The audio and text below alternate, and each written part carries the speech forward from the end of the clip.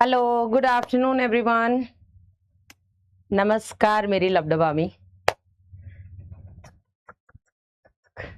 बस अगला चैप्टर हम लबडबी पढ़ेंगे। ये और पढ़ लो तुम सांसें लेते लेते, सांसें ना रुक जाएं किसी की। कहाँ रह गई ma'am? AIIMS Delhi, I am here only. Please chat को एक बार रिफ्रेश कर दो, रुक गई है। रानी, पुनीता, मिथुन, हाँ जी। अभिषेक जी, अगर आप सुन रहे हैं तो प्लीज एक बार चैट को रिफ्रेश कर दीजिए। चैट रुक गई है प्लीज। क्या मैं ही अपने हाथ आजमाऊं? Reload chats. Oh wow, I've learned। हाँ जी ma'am, please check your Instagram. Oh मैंने आपके लिए बहुत प्यारी सी स्टोरी लगाई है। I will for sure.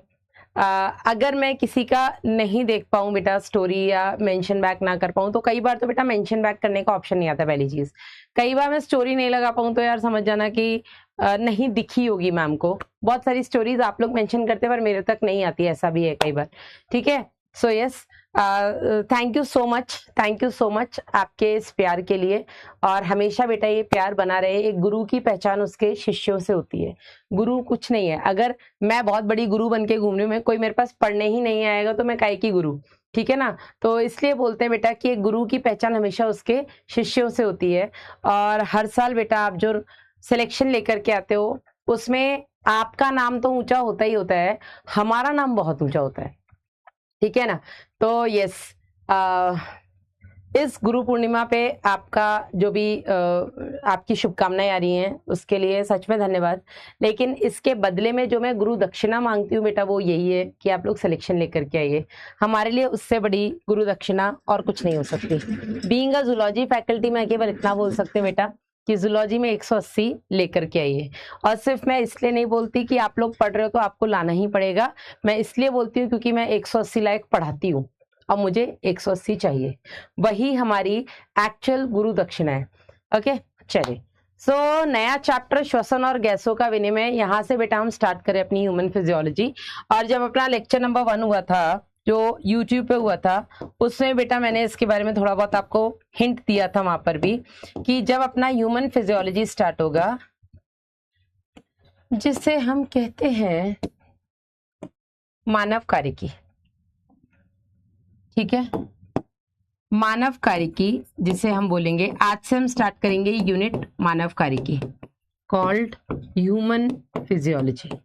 ठीक है, इस मानव कार्यकी यूनिट की अगर हम बात करें तो इसके अंदर पहले 7, जिनके पास पुरानी एनसीईआरटी है, लेकिन नई एनसीईआरटी के हिसाब से और आज के सिलेबस के हिसाब से अगर हम बात करें तो 6 चैप्टर्स आते हैं। ठीक है, इसके अंदर आपको 6 अध्याय या 6 चैप्टर्स पढ़ने हैं। ठीक है, और ये जो बेटा 6 चैप्टर्स हैं, इन 6 चैप्टर्स में आपका पहला श्वसन जो आज हमारा शुरू हो रहा है, फिर परिसंचरण, फिर उत्सर्जन, फिर गमन और संचरण तंत्रिका, इसके बाद बेटा आपका रासायनिक समन्वय मतलब हार्मोन वाला।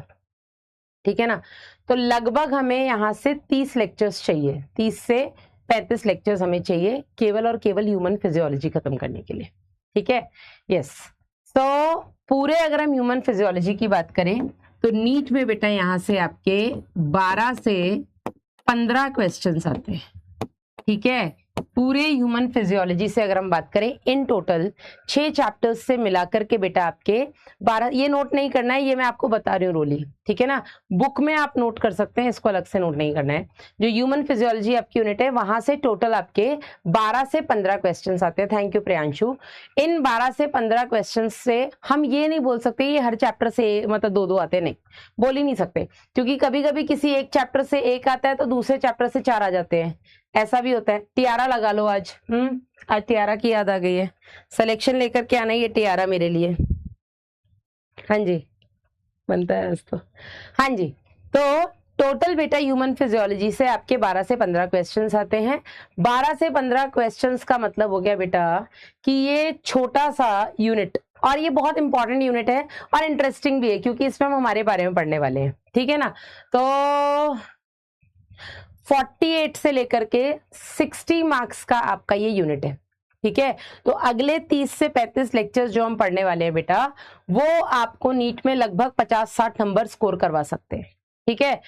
कल जो हमने चैप्टर खत्म किया है वहां से भी आपके 12 नंबर बनते हैं। ठीक है। तो आप किसी भी चैप्टर को, किसी भी यूनिट को हल्के में मत लो। एंड बिलीव मी कि जूलॉजी सबसे ज्यादा स्कोरिंग है। जूलॉजी आपको रैंक दिलवाएगा, जूलॉजी आपका सिलेक्शन करवाता है। इनफैक्ट कंप्लीट बायोलॉजी मैं कहूंगी 360 अगर आप बायो में ले आते हैं तो कहीं ना कहीं आपके सिलेक्शन के चांसेस काफी बढ़ जाते हैं। ठीक है। चलो, तो इस चैप्टर की अगर हम बात करें, श्वसन और गैसों का विनिमय, जिसका नाम है breathing and exchange of gases, breathing and exchange of gases, यहां से बेटा नीट में कितने क्वेश्चन आएंगे? तो ऑन एन एवरेज बेटा हम यहां से 2 क्वेश्चन मान के चलते हैं। ठीक है। इस चैप्टर से आपके ऑन एन एवरेज कभी 1 भी आया है तो कभी 3 भी आया है, ऐसे मिला करके 2 क्वेश्चन आते हैं। ठीक है। इजी चैप्टर है, मुझे लगता है पूरी ह्यूमन फिजियोलॉजी में एक ही और एक गमन संचलन सबसे ज्यादा इजी सा चैप्टर है। ठीक है ना। तो स्टार्ट करते हैं। आज की क्लास में हम क्या क्या पढ़ने वाले हैं? परिचय पढ़ेंगे, श्वसनांग पढ़ेंगे, मानव श्वसन तंत्र के बारे में हम बात करेंगे। उससे पहले बेटा कल हम कुछ क्वेश्चंस प्रैक्टिस कर रहे थे, वो क्वेश्चंस कर लें। ठीक है। जिससे मुझे भी पता लग जाए कि आप कितना पढ़ चुके हैं, कितना आपको याद है ना। इस बार सिलेक्शन लेके ही रहेंगे, लेके ही रहना पड़ेगा बेटा। इस भीड़ में अगर आपको चमकना है तो भीड़ से थोड़ा अलग होना पड़ेगा। ठीक है। और उस भीड़ से अलग होने के लिए बेटा मेहनत करनी पड़ेगी। पढ़ लो, पढ़ने से ज्यादा आसान काम दुनिया में कुछ नहीं है, मैं लिख के दे रही हूँ इस बात को। मेंढक के संबंध में सही कथन की पहचान करिए। मेंढक के संबंध में सही कथन आपको पहचानना है। मस्तिष्क से निकलने वाली कपाल तंत्रिकाएं 12 जोड़े होती हैं। मस्तिष्क अग्र और पश्च में विभाजित होता है। मस्तिष्क एक कपाल में बंद होता है। अग्र मस्तिष्क में दृष्टि पालियां शामिल होती हैं। 30 सेकंड पढ़ा चुकी हूँ यार। कल मैंने टेलीग्राम पे वो पीडीएफ भी भेजी है, मिली आप लोगों को या नहीं? यस, टेलीग्राम पर कल मैंने जो पीडीएफ भेजी है बेटा आप लोगों को मिल गई? वो स्ट्रक्चरल ऑर्गेनाइजेशन एंड एनिमल्स की एमटीजी की मैंने पीडीएफ भेजी है कि भैया क्वेश्चंस यहाँ से भी कर लो मॉड्यूल के अलावा। जितना अपनी तरफ से कर सकती हूँ यार कर रही हूँ।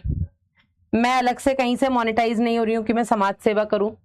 इफ यू गाइज वांट कि मैं समाज सेवा करूँ तो तुम लोग मुझे पैसे कमवा दो साइड से, तो मैं तुम लोगों पे खर्च कर दूंगी। अब अपनी तनख्वाह में से मैं कितना दान करूं यार? 50,000 तो अभी मैंने उस बच्चे के लोन के जितना हो सकता था, अब तो तुम सबको पता लग गया है, वो रीली काट के डाल दिए इन लोगों ने, बनाई दी है। तो वो मैंने अपनी जेब से दिया है, उसमें मुझे कोई यहाँ वहां से पैसा नहीं मिला है। ठीक है।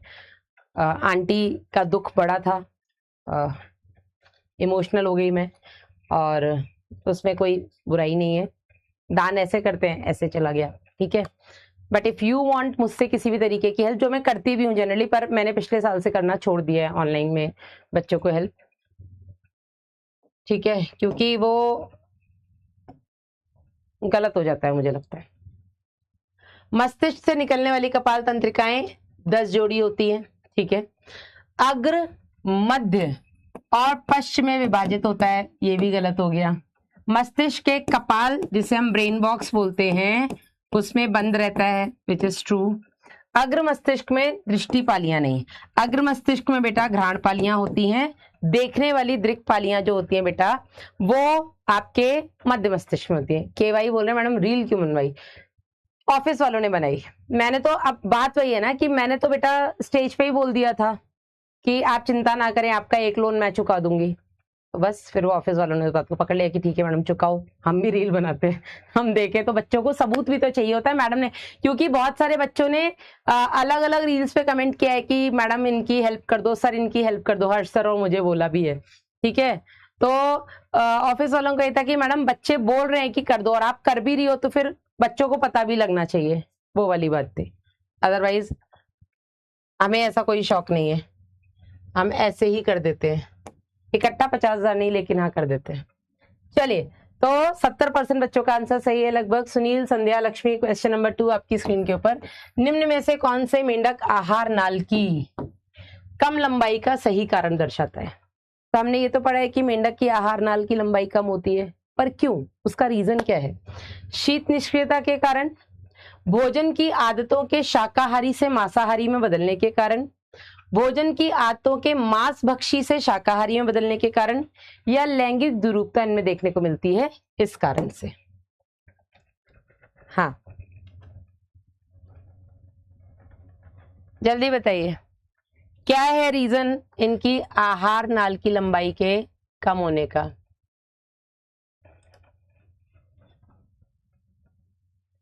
ए 10-20 तो तुम ऐसे ले जाओ यार, 100 भी ऐसे ले जाओ, कोई बहुत बड़ी बात नहीं है।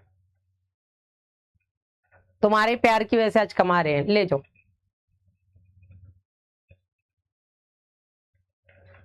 चलिए, तो उसकी लंबाई कम होती है, इसका सही कारण क्या है? यस, क्योंकि हमने देखा था बेटा कि ये आपके मांसाहारी होते हैं, ठीक है। मांसाहारी में ये ऑलरेडी मांस खा रहे हैं, उसमें प्रोटीन है ना, मेजरली तो उसमें प्रोटीन है ना। शाकाहारी में क्या, रॉ होता है, कच्चा होता है। सेलुलोज वगैरह पचाने के लिए आहार नाल बहुत लंबी, आंत बहुत लंबी चाहिए होती है, ठीक है। थैंक यू साक्षी। इस वजह से, क्योंकि ये मांसाहारी होते हैं, इसलिए इनकी आहार नाल की लंबाई कम होती है। तो शीत निष्क्रियता और लैंगिक विरूपता नहीं, भोजन की आदतों के शाकाहारी से मांस भक्षी में बदलने के कारण। तो आंसर हो जाएगा इसका बी। Let's check. 68% बच्चों का लगभग सही है। अक्षय, एमएचएन, सूर्य पुत्र, अंग्रेज कर्ण, अच्छा सूर्यपुत्र कर्ण, सूर्यपुत्र अंग्रेज कर्ण, ओके फाइन, नाइस। चलिए, अगला क्वेश्चन ऑन स्क्रीन है, नीचे दिखाए गए ऊतक के प्रकार के बारे में कुछ कथन दिए गए हैं। पहले तो ये पहचान लो कि ऊतक कौन सा है।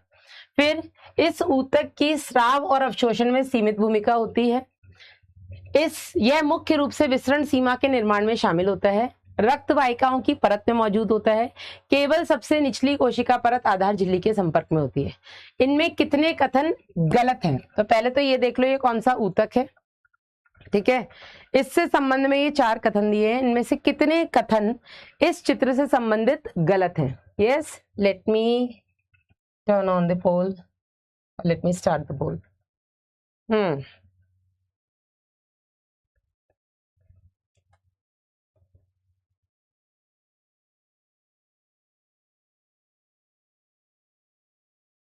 कितने गलत हैं, गलत आपको बताने हैं।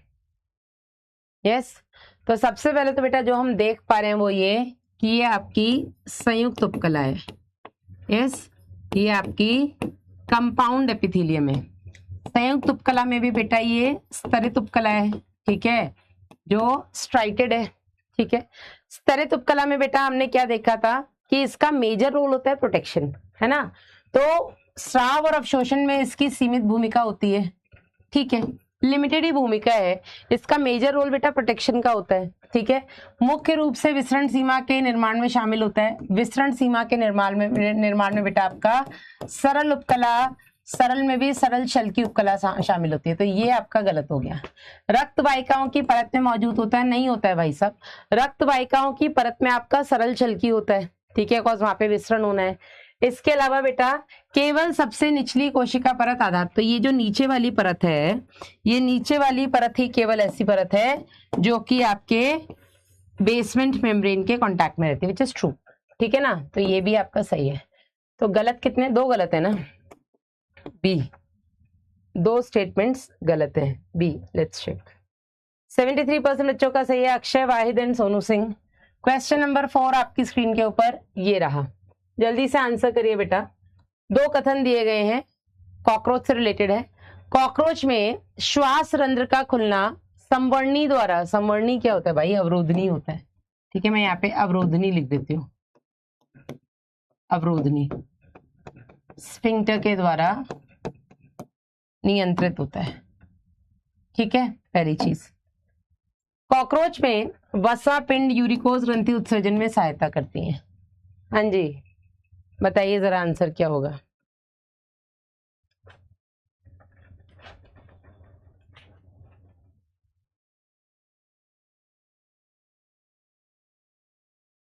पीडीएफ बैंक हिंदी में करवा दीजिए। किस चीज की पीडीएफ बेटा, कौन सी पीडीएफ हिंदी में करवानी है?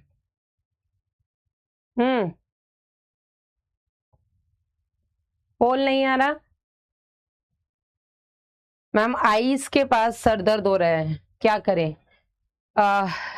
इधर पहले तो मतलब डॉक्टर को तो आप दिखा ही लो, उसमें तो कोई इफ एंड बट है ही नहीं, बट आईज के पास सर दर्द होने का मेजर जो रीजन होता है नींद पूरी नहीं होना हो सकता है, या कोई स्ट्रेस हो सकता है।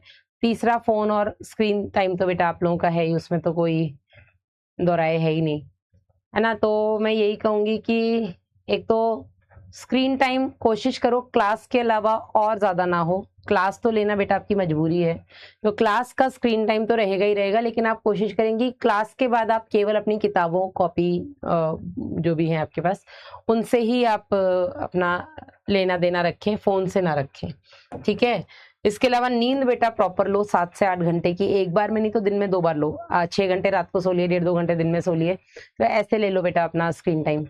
अगर आपको लगता है कि नहीं हमें फोन में कुछ सुनना है, लेक्चर देखना है, तो आप पॉडकास्ट सुन लो बेटा, rather than watching any other series, because कुछ भी और देखोगे तो आपको स्क्रीन देखनी पड़ेगी, लेकिन पॉडकास्ट में आपको केवल अपने ईयर्स पे जोर डालना है, ठीक है ना। बाकी थोड़ा अपनी डाइट में मीठा बढ़ा दो, अगर आपको वजन बढ़ने वाला टेंशन अभी नहीं है तो। ग्लूकोज की कमी से भी कई बार होता है, ठीक है। घुटने के पास सर दर्द हो रहा है तो बेटा तिलचट्टे में श्वास रंध्र का खुलना अवरोधनी के द्वारा नियंत्रित होता है, विच इज ट्रू। तिलचट्टे में वसा पिंड यूरिकोज ग्रंथि उत्सर्जन में सहायता करती हैं मैल्पी की नलिकाओं के साथ साथ, ठीक है। तो दोनों ही आपके सही हैं, तो दोनों सही है, आंसर हो जाएगा आपका सी। Let's check. 41% बच्चों का लगभग सही है। कथन एक गलत कैसे लगा दिया भाई? श्वास रंध्र का खुलना अवरोधनी द्वारा तो नियंत्रित होता है, बी कैसे लगा रहे 41% बच्चे? सूर्यपुत्र, लक्ष्यन, लक्ष्मी, श्रेया। क्वेश्चन नंबर 5 बेटा आपकी स्क्रीन के ऊपर, संयुक्त उपकला के संबंध में गलत कथन चुनिए। संयुक्त उपकला के संबंध में गलत कथन कौन सा है, जल्दी से पढ़ लेते हैं। ये कोशिकाओं की एकल परत से बना होता है। संयुक्त उपकला का मुख्य कार्य रासायनिक यांत्रिक प्रतिबलों के विरुद्ध सुरक्षा प्रदान करना होता है। स्राव और अवशोषण में इनकी महत्वपूर्ण भूमिका होती है। शरीर की गुहाओं, वाहिकाओं और नलिकाओं के अस्तर के रूप में ये काम करता है ना। तो गलत कथन कौन सा है आपको वो चुनना है। तो let me start the poll. Question बेटा क्वेश्चन गलत नहीं था, वो संवर्णी वर्ड में क्लियर कर रही थी, संवर्णी नहीं था, अवरोधनी था वो।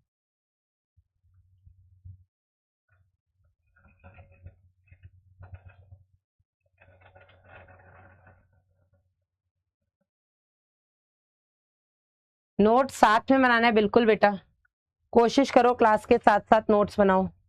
ये तुम लोग ये इन बच्चों की बात नहीं सुनते हो क्या जो सेलेक्ट होकर के आए हैं? इनकी बातें सुना करो, हमारी बात शायद आपको समझ में नहीं आती, उनकी शायद समझ में आ जाए।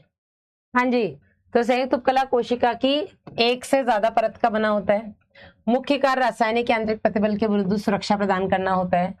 स्राव और अवशोषण में इनकी महत्वपूर्ण भूमिका नहीं होती है, सीमित भूमिका होती है। यह शरीर की गुहाओं, वाहिकाओं और नलिकाओं के अस्तर के रूप में काम करता है, बिल्कुल भी नहीं करता है, केवल सुरक्षा प्रदान करता है। तो गलत कौन सा है? बी सी डी नहीं, ए सी डी, ए सी डी, ए सी डी, आंसर हो जाएगा आपका डी। Let's check. 41% बच्चों का सही है, अक्षय, दिलकेश और सूर्यपुत्र, अंग्रेज कर्ण। आई लव दिस कर्ण यार। चलो लास्ट क्वेश्चन फॉर टुडे, आज के लिए आखिरी क्वेश्चन कर लेते। कल मैं 10 लेकर के आई थी, जिनमें 4 हमने कल कर लिए थे। निम्न कथनों को पढ़िए और उनमें से कितने गलत कितने कथन है ये आपको बताने हैं। सरल उपकला 2 या अधिक कोशिका परत की बनी होती है। उपकला ऊतक में एक मुक्त सतह होती है जो या तो देह तरल या बाहरी वातावरण का सामना करती है। Direct line from NCERT. सरल स्तंभाकार उपकला लंबी और पतली कोशिकाओं की एकल परत से बनी होती है। किडनी में नेफ्रॉन की समीपस्थ नलिका की उपकला में सूक्ष्म अंकुर होते हैं। हाँ जी, आपको गलत कथन पहचानने कितने हैं।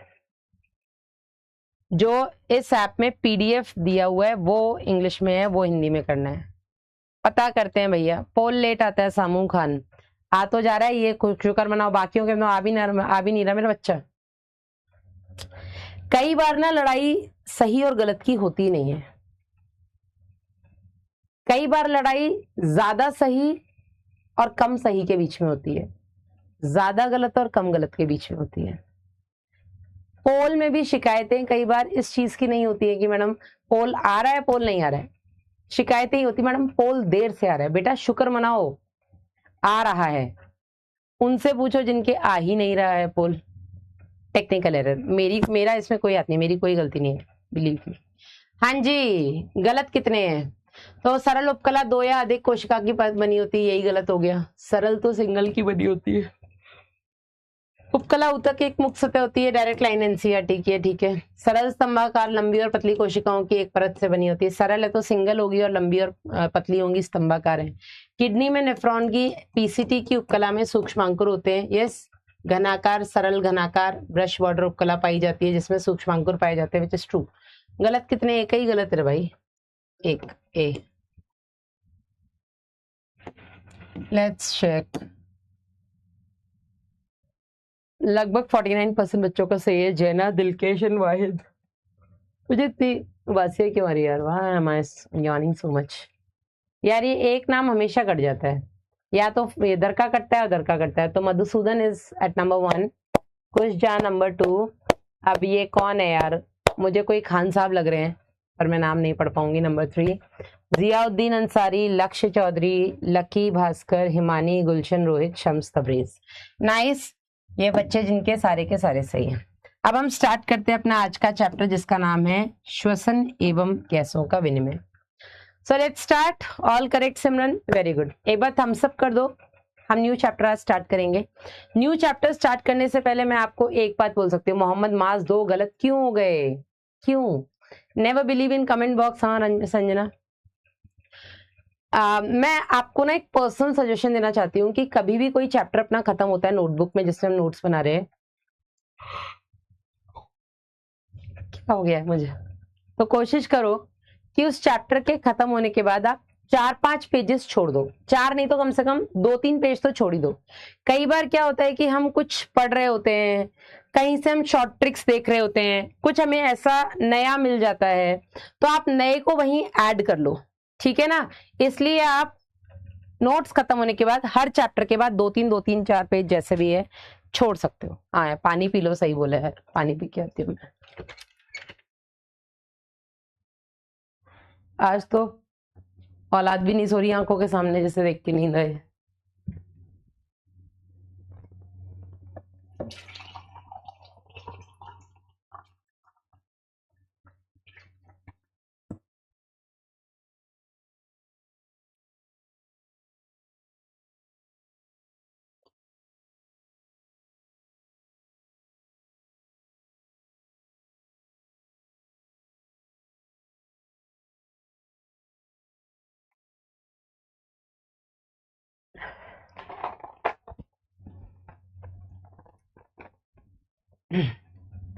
चलो, हाँ मम्मा, आप लोगों ने कंपट खाई है? कंपट हाँ, उबासी देख के मुझे भी नींद आ रही है। That's so true. पता है आपको, जो यॉर्निंग होता है ना, उबासी, दिस इज कंपट। I love this. जो उबासियां होती है ना, वो देख करके आती है। हाँ, ये फैक्ट है। आप किसी को भी उबासी करते देखोगे ना, आपको अपने आप उबासियां, नींद नहीं आएगी पर आपको अपने आप उबासियां आने लग जाएंगी। लिख के ले लो लैला। हेडिंग, परिचय, इंट्रोडक्शन।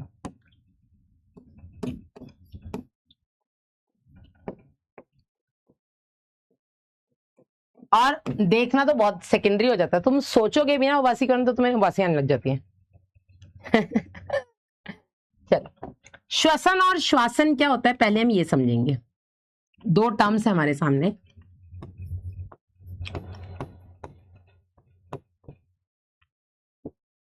एक काम करते हैं, हम पेज को ना 2 पार्ट्स में डिवाइड कर लेते हैं, ठीक है। अर्जुना और लक्ष्य वाले मेरे बच्चों, अगर आपके नोट्स में थोड़ा भी इधर उधर है, तरीका अलग है लिखने का, तो प्लीज बेटा, प्लीज कंप्लेंट ना करना, केवल पढ़ लो, ठीक है। सब कुछ सेम रहेगा, थोड़ा बहुत शब्दों का लिखने का तरीका अलग हो सकता है, कॉन्सेप्ट विल बी सेम, ठीक है।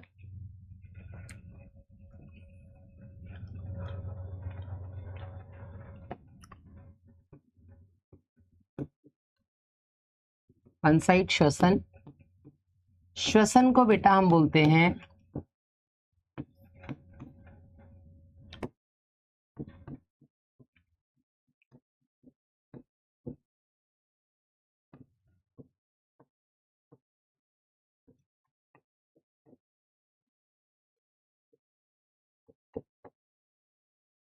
ब्रीदिंग, श्वासन इज ब्रीदिंग, श्वसन इज रेस्पिरेशन।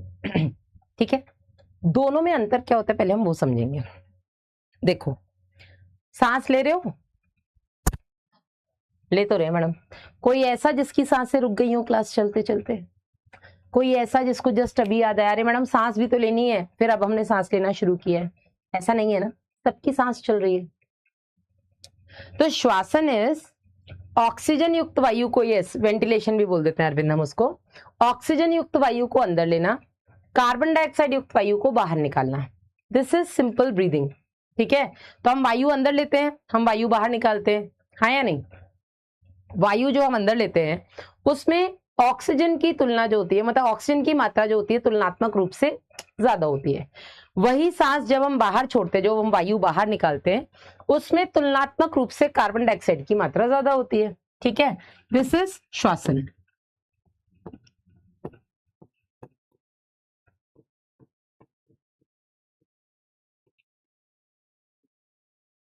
ऑक्सीजन युक्त वायु को अंदर लेना और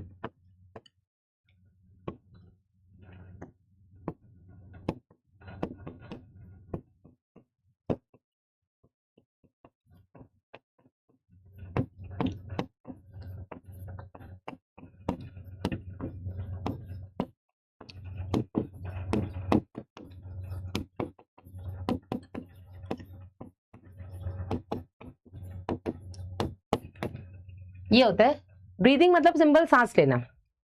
ठीक है, सांस लेने में हम जो वायु अंदर ले रहे हैं उसमें ऑक्सीजन की मात्रा ज्यादा है, जो हम बाहर छोड़ रहे हैं उसमें कार्बन डाइऑक्साइड की मात्रा ज्यादा है। ठीक है, यदुवंशी साहब लिख रहे हैं साउंड फास्ट करो मैम, फास्ट करो या वॉल्यूम इंक्रीज करो। यार और भी किसी को साउंड इश्यू है क्या, वॉल्यूम वाला वॉइस इश्यू किसी और को भी है क्या, प्लीज लेट मी नो। श्वसन क्या होता है बेटा, श्वसन होता है बेटा अंदर ली गई ऑक्सीजन युक्त वायु की मदद से भोजन के या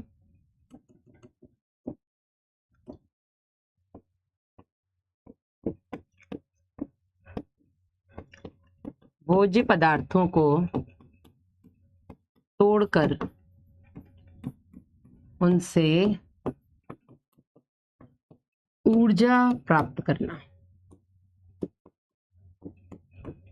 ठीक है, तो श्वासन जितना सिंपल है, सांस अंदर लेना सांस बाहर निकालना। ठीक है, दिस इज ब्रीदिंग।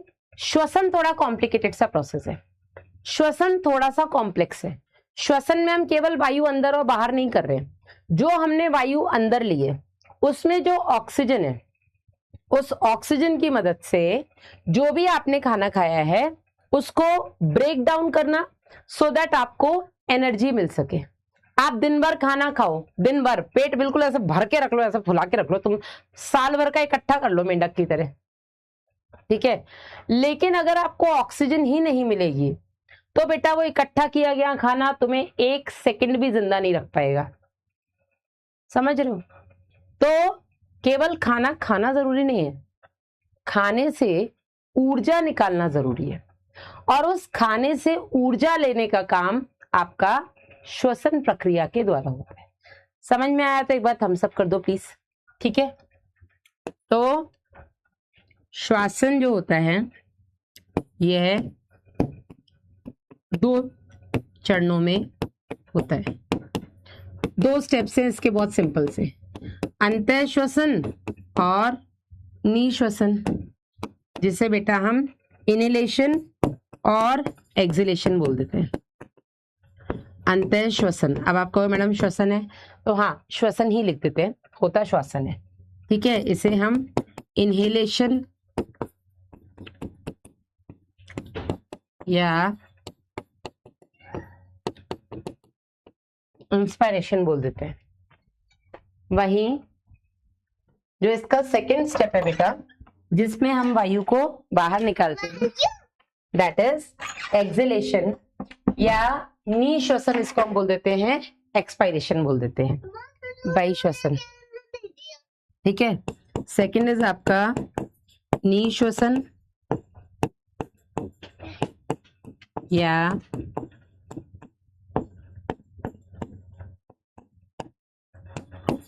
बहिश्वसन, एक्सलेशन और एक्सपीरेशन, और एक्सपायरेशन भी आप इसको बोल सकते हैं। ठीक है, लेकिन श्वसन की बेटा जो क्रिया होती है ये जटिल प्रोसेस है, यह है जटिल प्रक्रिया है,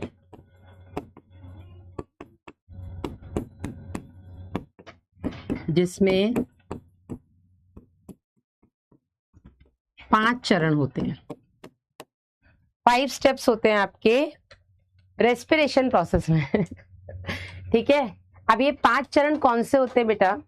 तो ये 5 चरण होते हैं जो आपके एनसीईआरटी ने थोड़ा आगे लिखा है, मैं उनको बेटा स्टार्टिंग में पढ़ा देती हूँ। जिसमें सबसे पहले हम वायु को अंदर लेते हैं, ठीक है, ऑक्सीजन वाली वायु को अंदर लेते हैं, कार्बन डाइऑक्साइड वाली वायु को बाहर निकालते हैं। दूसरे नंबर पे जो वायु आपने अंदर ली है वो वायु बेटा आपके फेफड़ों में पहुंची, फेफड़े और रक्त के बीच में बेटा गैसों का विनिमय होता है।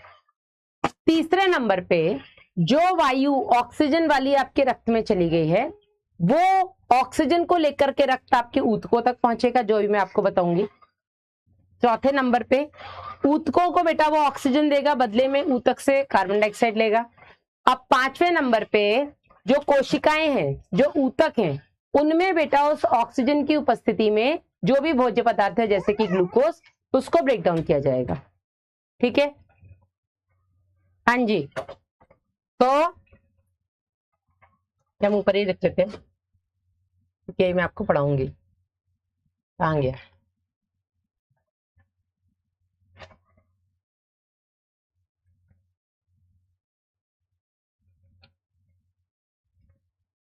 ठीक है, blank slide I want.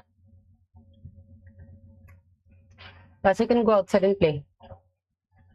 You can go outside and play in your room. You are disturbing me बेटा। एक मिनट बेटा।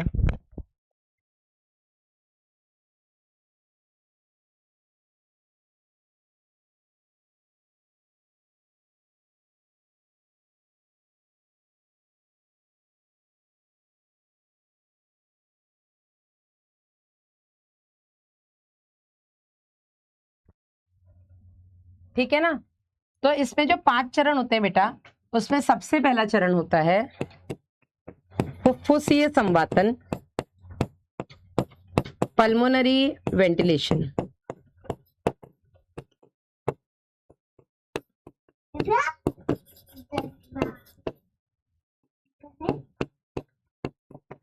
Pulmonary ventilation. दूसरा, रक्त द्वारा गैसों का परिवहन, transport of gases by blood. तीसरा,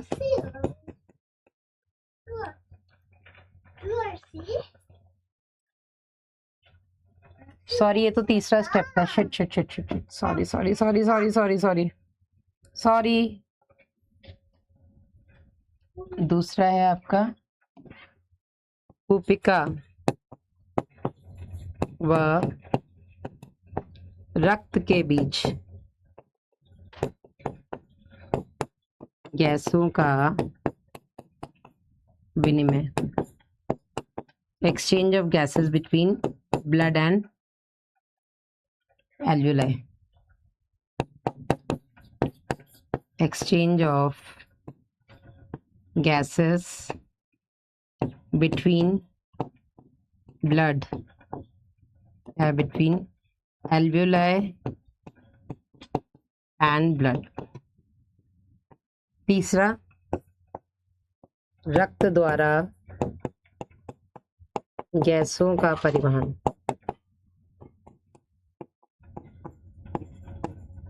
transport of gases by blood.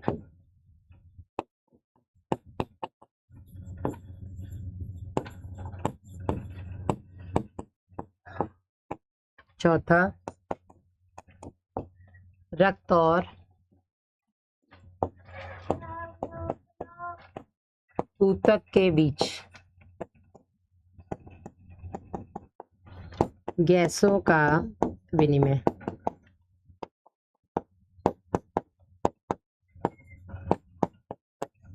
Exchange of gases between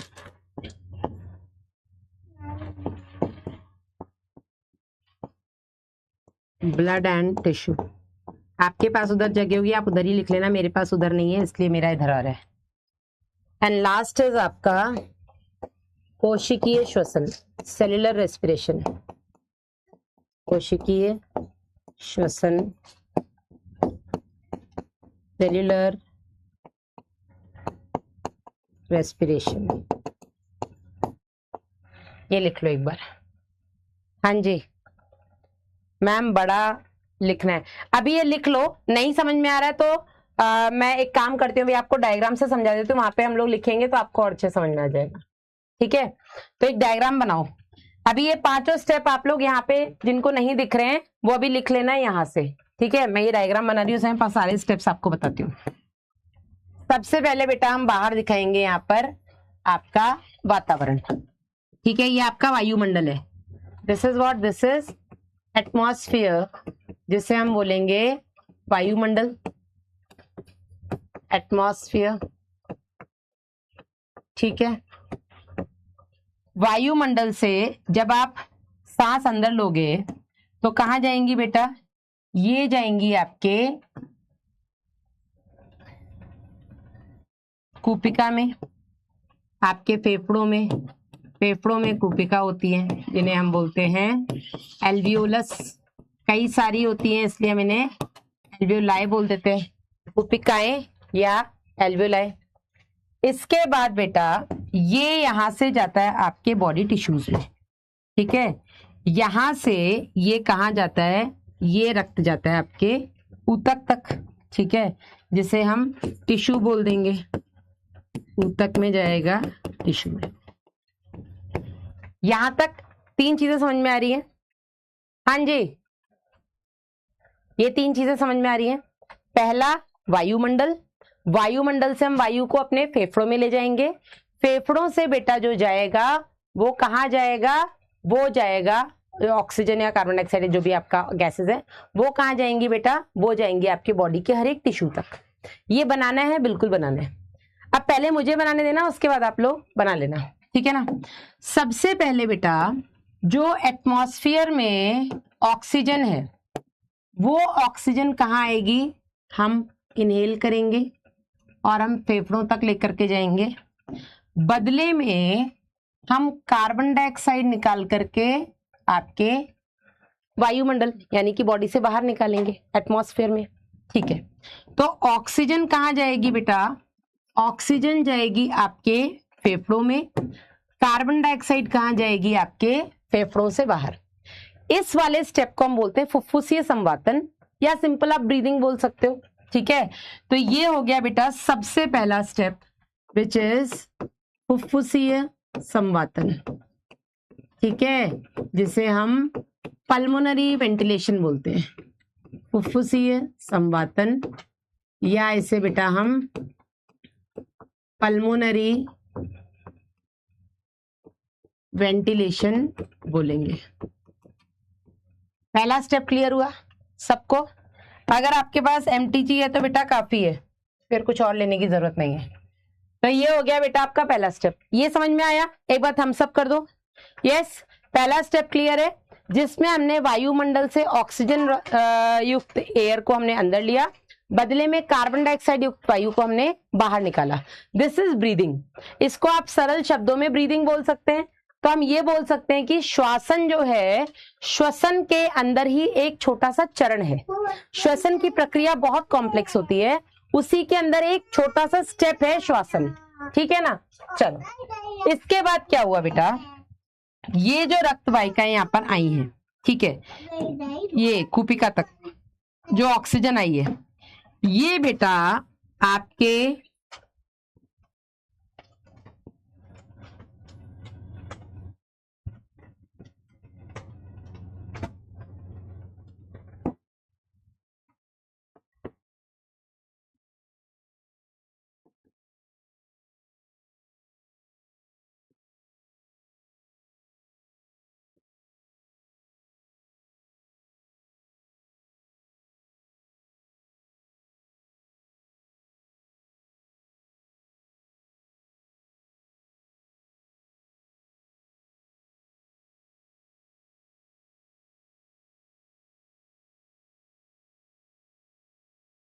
ठीक है, यहां से लेकर के जाएंगे आपकी,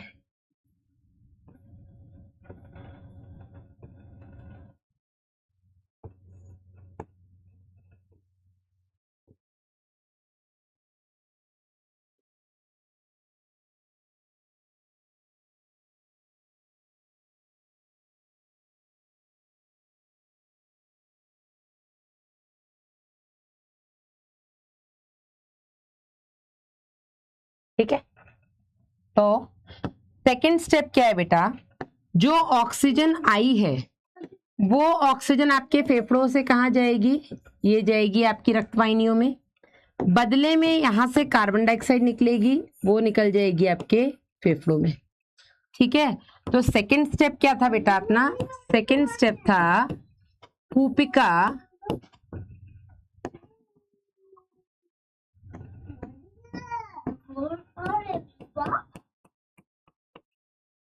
और रक्त के बीच गैसों का विनिमय। ठीक है, एक्सचेंज ऑफ गैसेस, या आप इसको डिफ्यूजन ऑफ गैसेस बोल सकते हैं। ठीक है, diffusion of gases. Vasu are disturbing me, between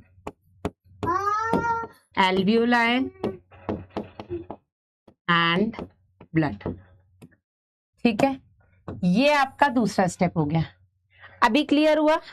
हाँ, एनसीईआरटी ले या मॉड्यूल ले बेटा, तो दोनों में आप प्रेफरेंस एनसीईआरटी को देंगे। सेकंड स्टेप ये हो गया, अभी समझ में आया? तो जिसको यहां पर नहीं समझ में आ रहा है वो यहां से लिख सकता है जो मैं डायग्राम बना रही हूं, पर ये समझ में आ रहा है कि नहीं? तो दूसरा स्टेप क्या हुआ, जो ऑक्सीजन आपके लंग्स तक पहुंची, लंग्स से ब्लड में चली जाएगी, बदले में कार्बन डाइऑक्साइड जो ब्लड लेकर के आ रहा है टिश्यूज से, वो चली जाएगी आपके लंग्स में। दूसरा स्टेप। तीसरा स्टेप क्या होता है बेटा, तीसरा स्टेप होता है आपका exchange of gases, sorry transport of gases, गैसों का परिवहन। तीसरा स्टेप हो गया आपका गैसों का परिवहन, that is transport of gases. ये समझ में आया? हाँ जी, ये हो गया बेटा आपका तीसरा स्टेप, गैसों का परिवहन। जो परिवहन मतलब गैसों को एक जगह से दूसरी जगह ले जाना। तो हमने क्या देखा कि ब्लड गैस को लेकर के जा रहा है, ऑक्सीजन को लेकर के जा रहा है, कहां से कहां, ब्लड ऑक्सीजन को लेकर के जा रहा है आपके लंग्स से एल्वियोलाई तक, सॉरी लंग्स से टिश्यू तक, कार्बन डाइऑक्साइड को ला रहा है टिश्यू से लंग्स तक। ये आपका तीसरा स्टेप हो गया, गैसों को परिवहन एक जगह से दूसरी जगह ले जाना। ठीक है, चौथा स्टेप क्या हुआ बेटा आपका, चौथा स्टेप, ये जो ऑक्सीजन लेकर के आया ब्लड, ये ऑक्सीजन कहां दे देगा, ऊतक में दे देगा। ठीक है, बदले में बेटा ये ऊतक से कार्बन डाइऑक्साइड ले लेगा। ठीक है, बदले में ये ऊतक से कार्बन डाइऑक्साइड ले लेगा। तो इसको बेटा हम क्या बोलेंगे, यहां पर भी गैसों का विनिमय हो रहा है, डिफ्यूजन हो रहा है। कहां हो रहा है, आपके कहां पर हो रहा है, ऊतक और रक्त के बीच में। ठीक है, तो फोर्थ स्टेप क्या है बेटा, फोर्थ स्टेप में यहां लिख दूं, फोर्थ स्टेप हो गया बेटा आपका ऊतक और, या रक्त हम पहले लिख देते क्योंकि रक्त लेकर क्या रहा है ना,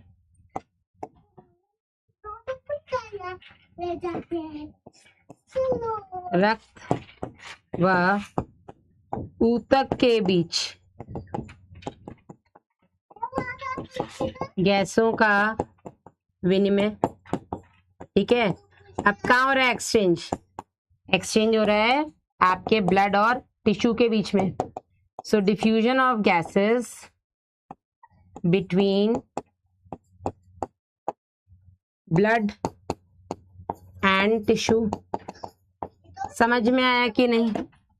और लास्ट स्टेप बेटा, अब ये जो ऑक्सीजन यहां पहुंच गया है, इस ऑक्सीजन की उपस्थिति में क्या होगा?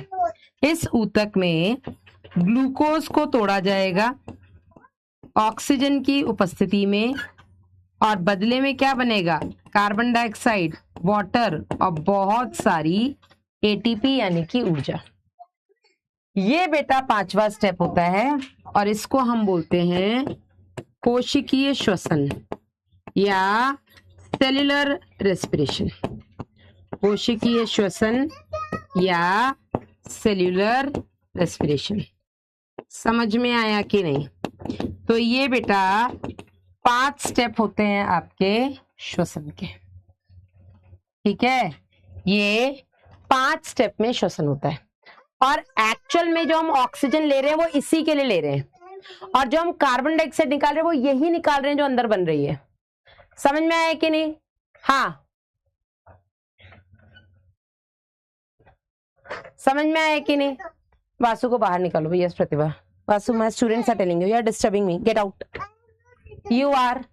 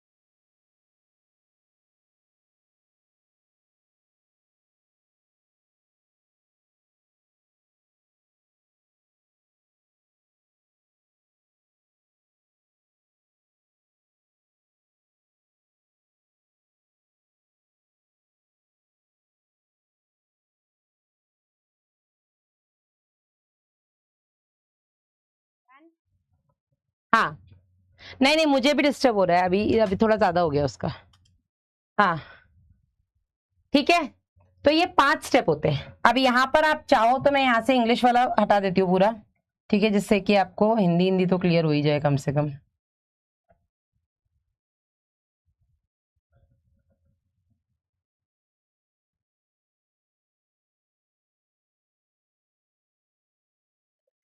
उफ,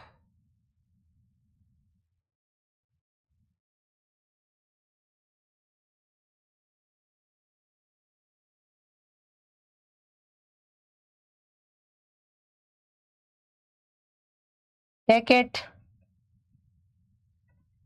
Yeah, you can eat, go. Okay, I'll give. ठीक है, ये लिख लो।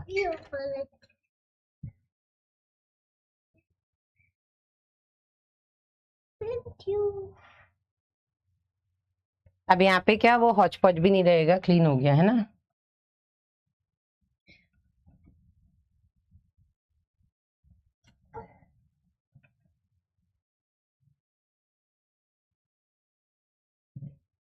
डन।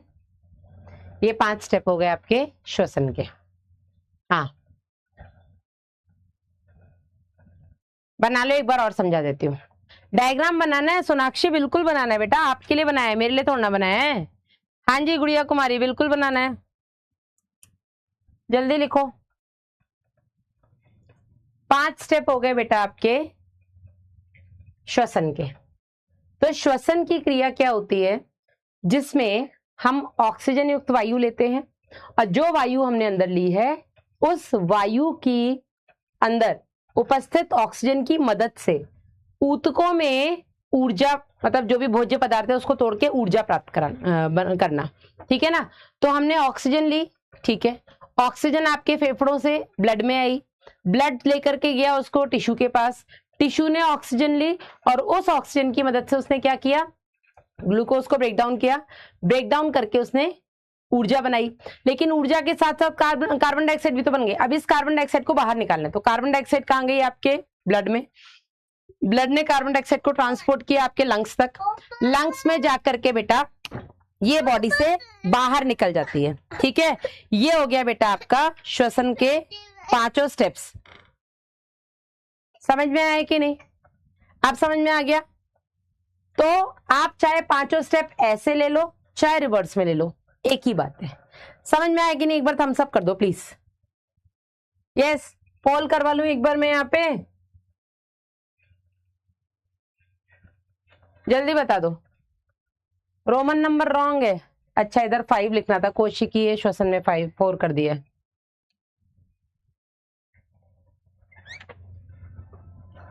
सही कर लो, पहले मुझे वोट दे दो, मुझे समझ में आ जाएगा कि आपको कितना समझ में आया है। इसके बाद बेटा हम आगे बढ़ते हैं, फिनिशर बनाना।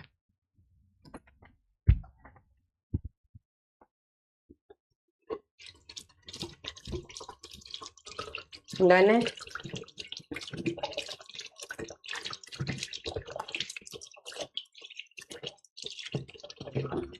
चलिए कितने % बच्चों को समझ में आया जरा देखते हैं। मेरे हिसाब से तो आ जाना चाहिए, ना आए तो बेटा बड़ी भारी दिक्कत है। मतलब 5-6% बच्चे तो बिल्कुल ही मतलब अव्वल नंबर के क्या बैठे हैं, आप समझ लो। इतनी सिंपल सी चीज जिसको हम 5 बार बता चुके हैं उसके बाद भी नहीं समझ में आ रहा बेटा, इट्स कहीं ना कहीं your fault, believe me, not mine. Hey यार, this is 5 number.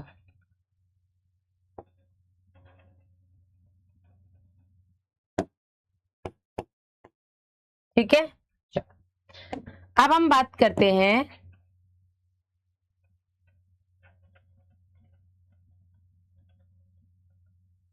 In general बेटा।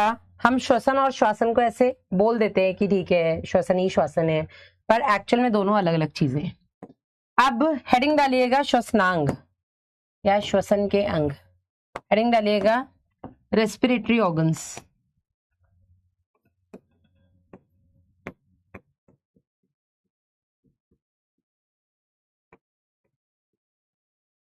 श्वसनांग क्या क्या होते हैं, तो सबसे पहले तो बेटा हम लिखेंगे कि किसी भी जीव में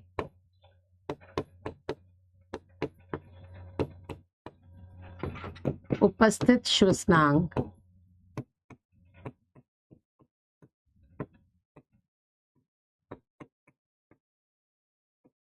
निर्भर करते हैं किस पर, किसी भी ऑर्गन या ऑर्गेनिज्म में कौन सा श्वसनांग होगा ये किस पर निर्भर करता है। तो सबसे पहले बेटा निर्भर करता है उसके लेवल ऑफ ऑर्गेनाइजेशन, यानी कि संगठन के स्तर पर। ठीक है, किस पर निर्भर करता है, संगठन के स्तर पर, लेवल ऑफ ऑर्गेनाइजेशन पर, कि कितना उनकी बॉडी सिंपल है या कितना उनकी बॉडी में कॉम्प्लेक्सिटी है। ठीक है, और दूसरा बेटा निर्भर करता है उनके आवास यानी कि हैबिटेट पर। वो रहते कहाँ हैं, जमीन पर रहते हैं, पानी में रहते हैं, बिलों में रहते हैं, गड्ढों में रहते हैं, पेड़ में रहते हैं, हवा में रहते हैं, कहाँ रहते हैं। ठीक है, यस यस मुशर्रफ खान। तो किसी भी ऑर्गेनिज्म में श्वसनांग कौन सा होगा, कैसा होगा, ये 2 बातों पर निर्भर करता है। पहला बेटा कि उस ऑर्गेनिज्म में कितनी कॉम्प्लेक्सिटी देखने को मिल रही है। ठीक है, अर्जुना में बेटा मैंने टाइप्स ऑफ रेस्पिरेशन पढ़ाए हैं सोनम, क्योंकि अर्जुना में आप क्लास 11th में थे, तब तक आपने और कुछ नहीं पढ़ा था। लेकिन types of respiration is not in a syllabus in zoology. Botany में जब सर आपको रेस्पिरेशन पढ़ाएंगे तो वहां पर सर आपको अवायवीय और वायवीय श्वसन भी पढ़ा देंगे। ठीक है, तो वो मेरा पार्ट नहीं है। अर्जुना में बहुत चीजें एक्स्ट्रा आपको इसलिए भी पढ़ा देती हूँ क्योंकि वो 11th वाला लेवल होता है ना, तो आपको उस टाइम पे बहुत कुछ बेसिक इनफैक्ट माइनस वाली चीजें भी पढ़ानी पड़ती हैं। लक्ष्य में मतलब सॉरी ये इधर अपना यकीन में हम ये सब नहीं पढ़ाते हैं, रीजन बीइंग की बॉटनी में आपको सब पढ़ा ही दिया जाएगा। ठीक है, तो किसी भी ऑर्गेनिज्म में कौन सा श्वसनांग होगा ये डिपेंड करता है कि पहली बात तो वो उसकी बॉडी कितनी कॉम्प्लेक्स है, कितनी सिंपल है, और दूसरा बेटा वो डिपेंड करता है कि वो रहते कहाँ हैं ऑर्गेनिज्म। ठीक है, क्लियर है यहाँ तक? अब हम जल्दी जल्दी से सारे के सारे गामा को लेकर गाते चले। अब हम जल्दी से बेटा एक एक करके सभी जीवों में देखेंगे। सबसे पहले हम बात करेंगे संघ पॉरीफेरा की। पॉरीफेरा संघ के जो सदस्य, अभी हम एनिमल्स की बात कर रहे हैं केवल, फिर हम बात करेंगे संघ सिलेंट्रेटा की, देन टीनोफोरा। वासु या तो अंदर आ जाओ, शोर नहीं करो तो गेट बंद करो, एसी चल रहा है ना, मुझे ही फोड़ दे इसका बस। चलो तो क्लोज रो, और शोर नहीं चाहिए मुझे, आवाज नहीं चाहिए बिल्कुल भी, समझा कि नहीं? प्लेटीहेल्मिन्थीज,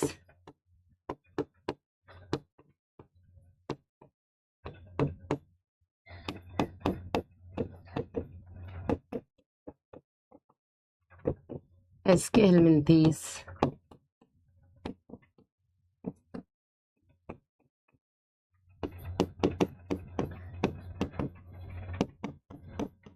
एनीलिडा, उफ,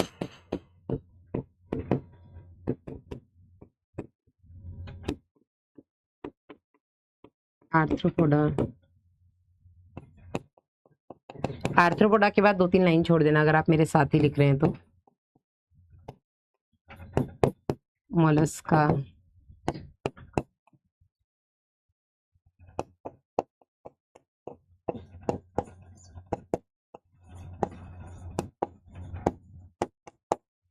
इकाइनोडर्मेटा।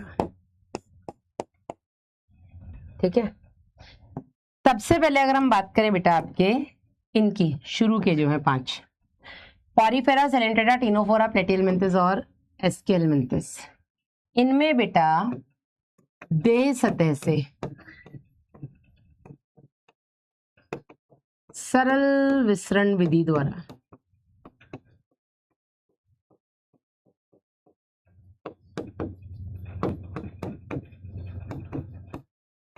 श्वसन होता है। ठीक है, by sorry through body surface bye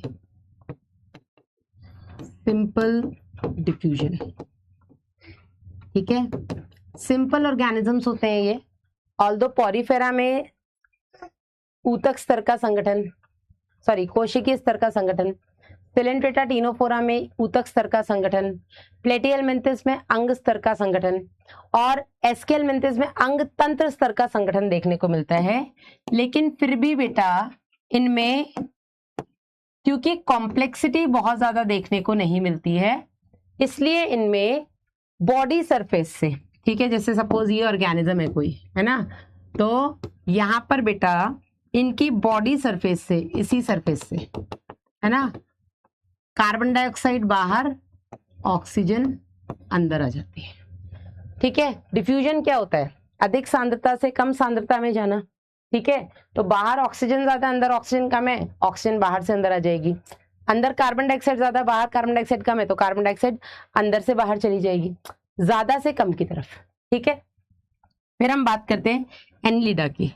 तो एनिलिडाज में बेटा नम सतह द्वारा या नम त्वचा द्वारा, एनिलिडा का एग्जाम्पल आता है आपका केचुआ। ठीक है, इसमें मॉइस्ट स्किन से जो हमने मेंढक में पढ़ा था। और यही रीजन आपको केचुआ भी कभी भी धूप में सर्दी में नहीं देखने को मिलते हैं। आर्थ्रोपोड्स की अगर हम बात करें तो इनमें अलग अलग कई सारे श्वसनांग होते हैं। इनमें देखने को मिलते हैं आपको क्लोम। पहले तो हम कॉकरोच से बात करते हैं। कॉकरोच भी आपके आर्थ्रोपोडा संघ का सदस्य है, ठीक है। तो कॉकरोच में हो गया आपका श्वासनाल, ट्रैकिया। इनमें देखने को मिलता है आपका पुस्त फुफ्फुस, बुक लंग्स,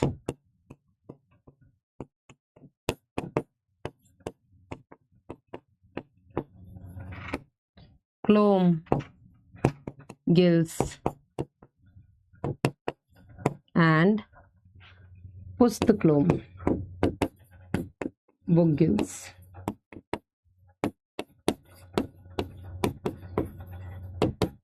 ठीक है, तो ट्रैकिया बेटा हमें पता ही है कॉकरोच में देखने को मिलता है।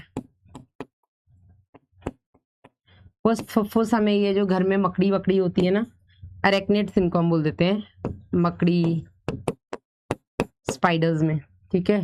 क्लोम हमें देखने को मिलता है पानी में कौन पाए जाते हैं, क्रस्टेशियंस, यानी कि आपका क्रस्टेशियंस में आ गया आपका वो क्रैब। क्रैब, क्रैब को हिंदी में क्या बोलते हैं हम, केकड़ा। सो जाओ,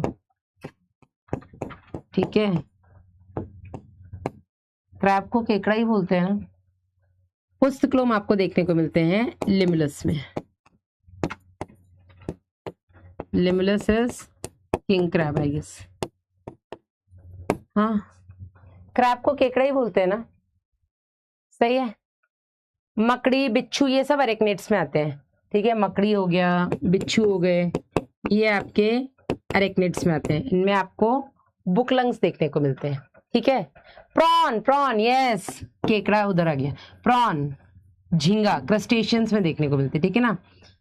क्लोम आपको देखने को मिलते हैं प्रॉन्स, क्रस्टेशियंस, पानी में रहेंगे। प्रॉन्स इज झींगा, क्रैब इज लिमुलस ना, किंग क्रैब बोलते हैं इसको, झींगा, प्रॉन्स, ठीक है। अभी ठीक है, yes. Sneeze, go and lie down the bed बसो। यहाँ जमीन पे नहीं सो बसो डेली डेली, मुझे नहीं अच्छा लगता।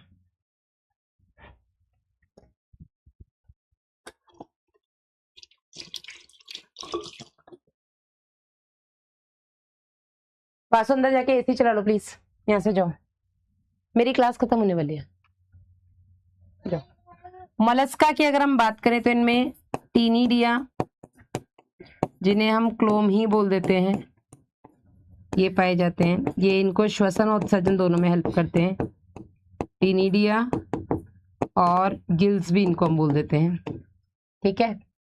यस, इतना क्या है यार। हाँ जी,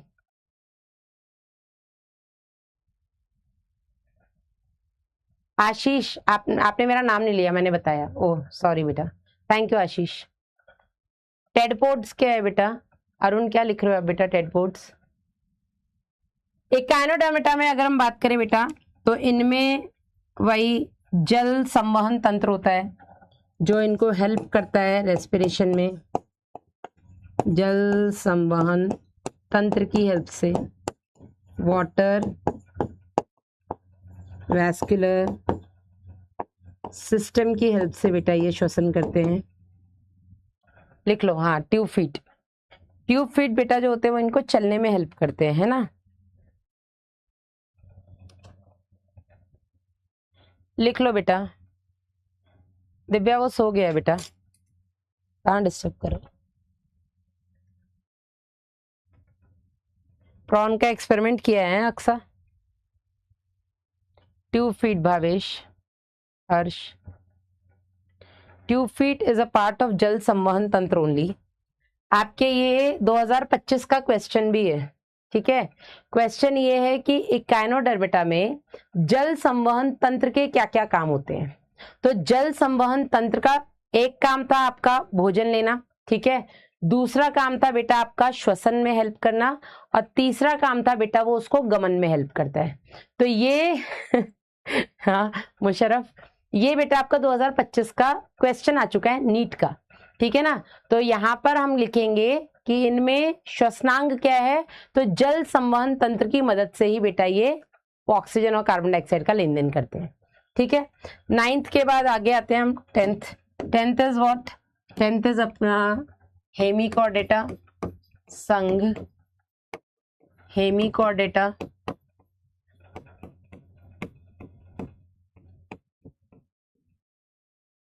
एंड लास्ट इज संघ रज्जुकी, जिसे हम कॉर्डेटा भी बोल देते हैं, ठीक है। तो हेमिकॉर्डेटा में बेटा क्लोम गिल्स पाए जाते हैं, और अगर हम बात करें रज्जुकी की, तो रज्जुकी के अंदर वर्ग हैं अलग अलग। तो पहला है आपका वर्ग पिसीज, पिसीज जिसमें कि मछलियां आ जाती हैं। दूसरा आपका वर्ग उभयचर, उभयचर बेटा हमने मेंढक पढ़ी लिया है, ठीक है। तो मेंढक के हिसाब से इसके श्वसनांग तो आप बहुत आसानी से बता सकते हैं। तीसरा आ गया बेटा आपका वर्ग सरीसृप, सरीसृप इज आपका रेप्टाइल, वो जो रेंगते हैं, सांप और ये छिपकली वगैरह। चौथा इज आपका एवीज, जिसमें आपके सारे पक्षी आ जाते हैं। और पांचवा है बेटा आपका वर्ग स्तनी, जिसमें हम कुत्ते, बिल्ली, गाय, भैंस, शेर, चीते ये सब आ जाते हैं, ठीक है। तो पिसीज मछलियों में बेटा क्लोम पाए जाते हैं, गिल्स, ये गिल्स के द्वारा श्वसन करते हैं।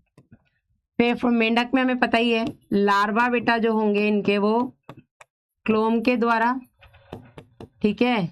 लेकिन अगर हम इनमें वयस्क की बात करें, इनमें जो एडल्ट्स होते हैं बेटा, वयस्क में फेफड़ों द्वारा भी श्वसन होता है, ठीक है।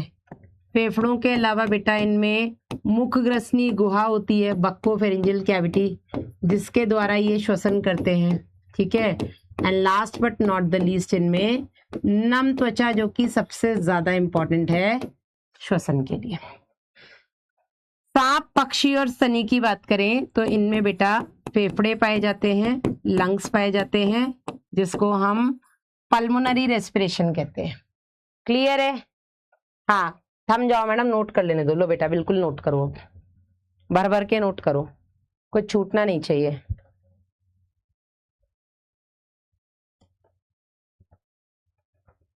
सेंटीपीड, मिलीपीड नहीं पढ़ना है भाई, अरुण नहीं पढ़ना है मेरा बच्चा, नहीं पढ़ना है। आज एनसीईआरटी रीड करना होगा। महिमा मैं कब नहीं कराती हूँ बेटा?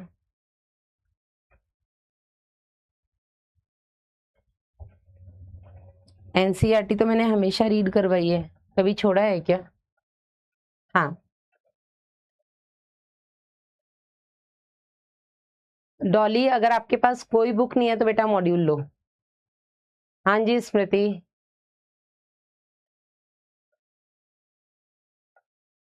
180 कैसे लाए बेटा? अब तो मैं क्वेश्चंस भी क्लास में करवा रही हूँ, जब नहीं करवाती थी इतने तब भी आ ही रहे थे, अब तो करवा भी रही हूँ। हाँ इसके अलावा बेटा आपको मैंने बोला एमटीजी करो, मॉड्यूल्स करो, और क्या है, एनसीईआरटी पढ़ो बार बार। टेलीग्राम चैनल का नाम वही zoology NEET Hindi by doctor Priyanka Mishra. कर लिया नोट? अब ये भी कर लो। आज ही आया हूँ क्लास में मनोज, क्यों आए हो? पढ़ने आए हो, स्पैमिंग करने आए हो? पढ़ो, आज आए हो तो पढ़ाई करो बेटा। मैम एक चैप्टर को एनसीईआरटी से कितनी बार पढ़ें? कम से कम 10 बार। लेकिन 10 बार का मतलब ये नहीं कि आज हम पढ़ेंगे तो रात तक 4-5 बार पढ़ लेंगे, फिर हम कल फिर 5 बार पढ़ लेंगे, नहीं।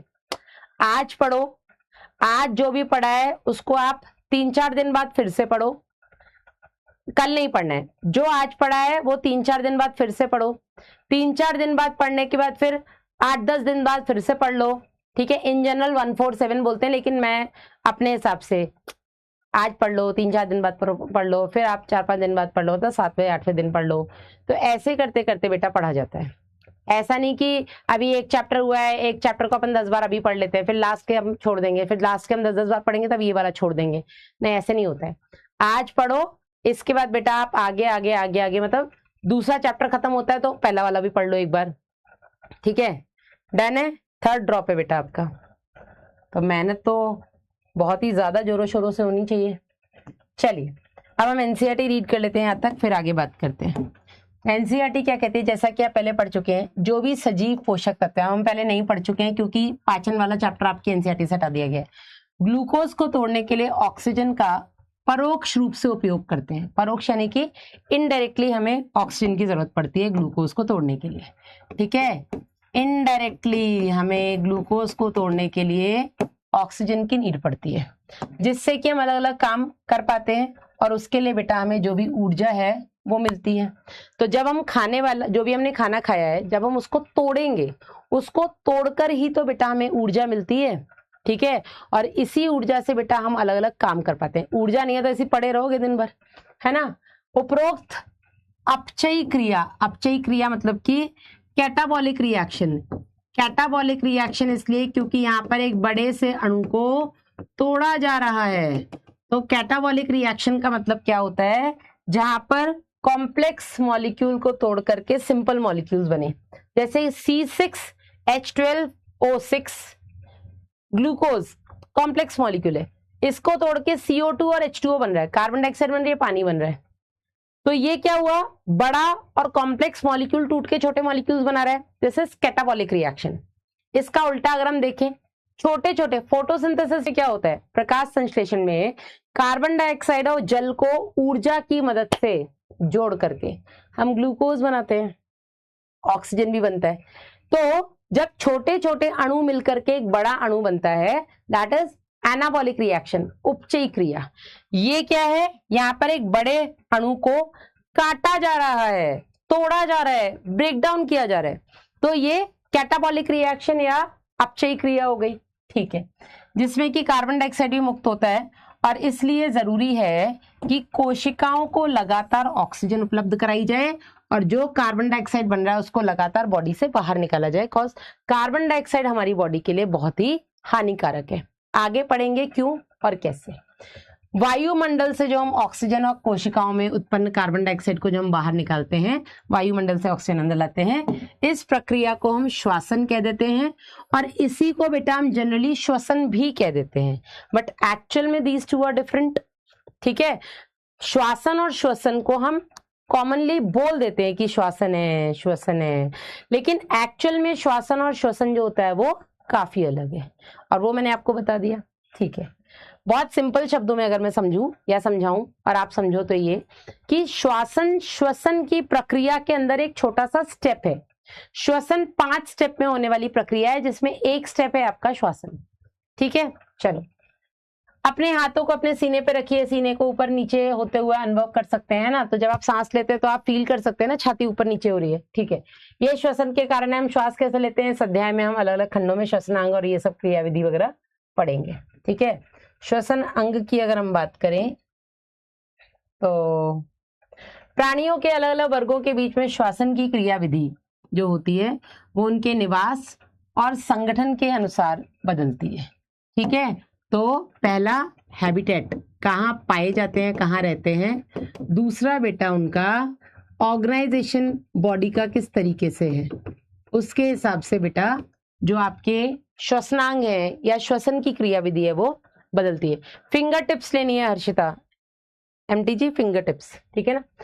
अकशेरुकी की अगर हम बात करें, जैसे कि आपके स्पंज हो गए, सिलिंट्रेट हो गए, चपटे कृमि यानी कि प्लेटियल मिंथिस, ये सब बेटा गैसों का आदान प्रदान शरीर की सतह से सरल विसरण विधि द्वारा करते हैं।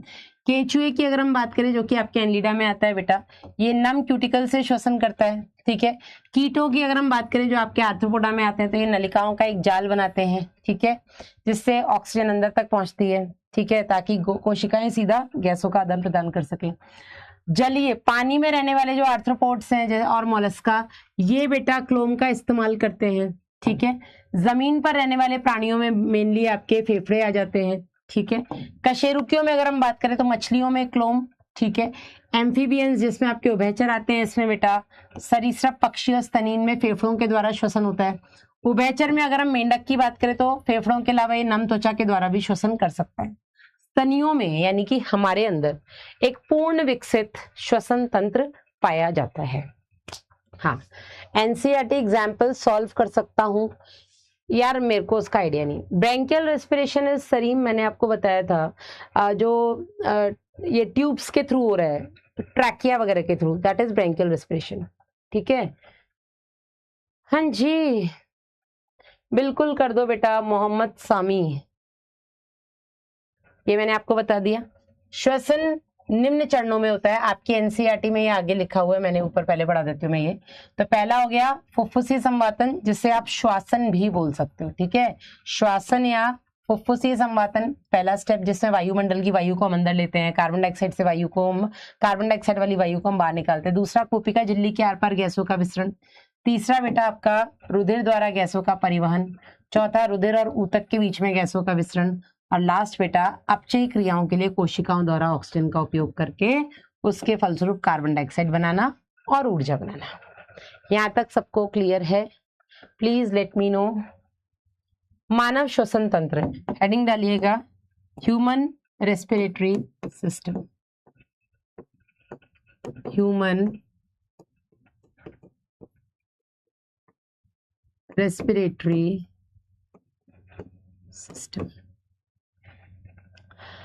मानव, एवीज मतलब बेटा पक्षी, एवीज में सारे बर्ड्स आ जाते हैं, लिख दूं क्या यहाँ पे? एवीज मतलब पक्षी।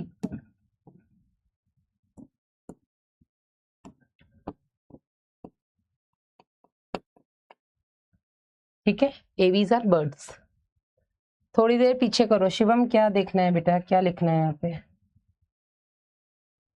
चलो, हेडिंग ह्यूमन रेस्पिरेटरी सिस्टम। मानव श्वसन तंत्र की अगर हम बात करें तो हमारा श्वसन तंत्र बहुत ही कॉम्प्लेक्स है। ये शुरू होता है नासा छिद्र से, खत्म होता है जाकर के लंग्स के अंदर कुपिकाओं में।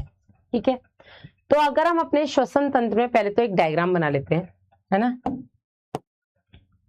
सबसे पहले बेटा ये शुरू होता है आपके नासा छिद्र से। नासा छिद्र से होते हुए एक जोड़ी नासा छिद्र होते हैं ना, तो यहाँ पे ऐसे दिखा देते हैं। यहां से बेटा अंदर ट्यूब जाता है जिसमें बीच में से कॉन्केज होते हैं। ये आगे जाकर के खुलता है आपके ग्रसनी में। ग्रसनी से यहां आती है आपकी श्वासनाल।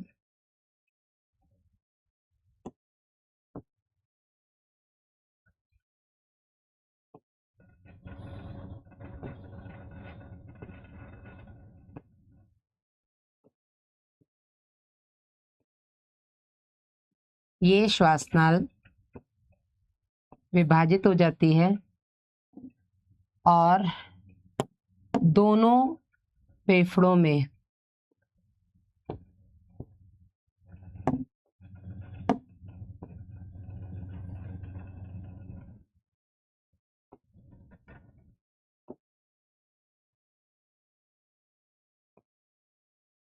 एंटर होती है। ये वाला थोड़ा सा बड़ा होता है कंपैरेटिवली।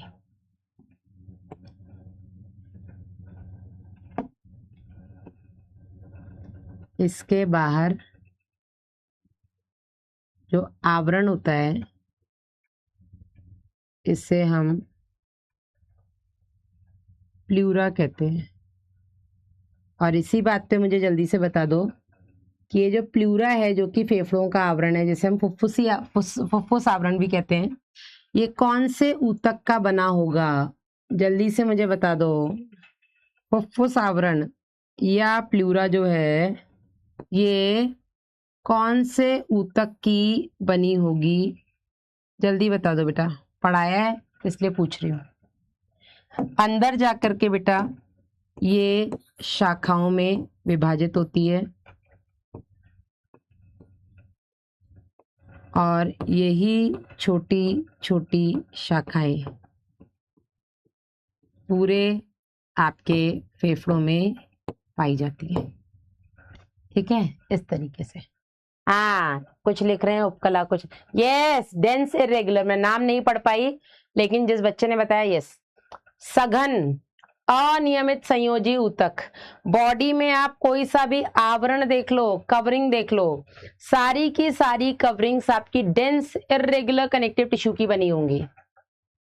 सघन अनियमित संयोजी ऊतक, yes simple squamous, simple.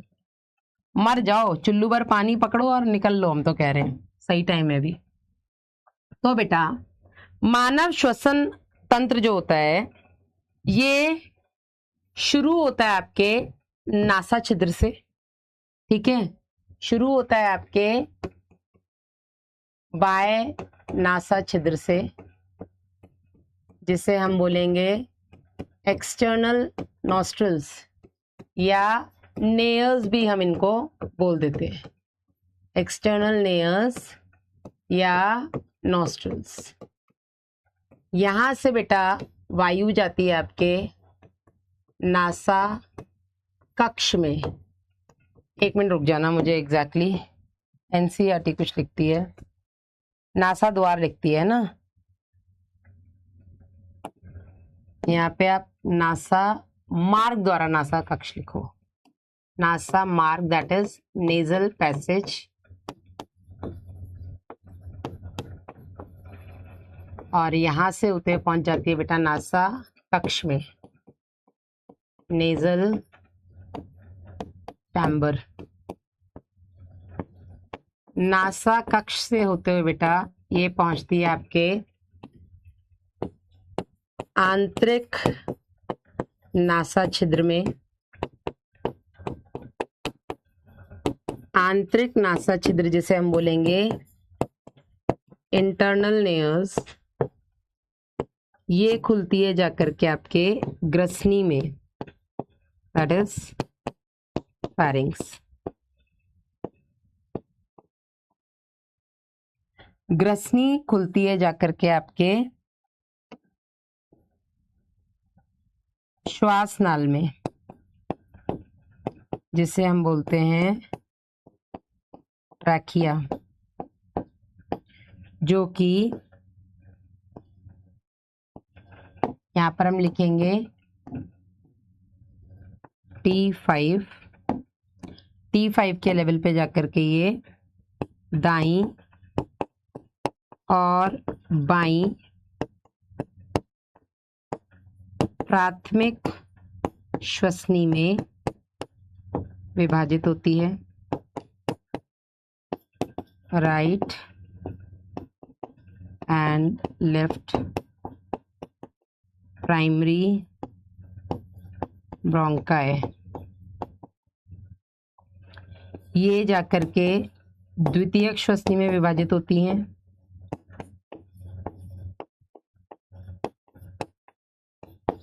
Secondary bronchi,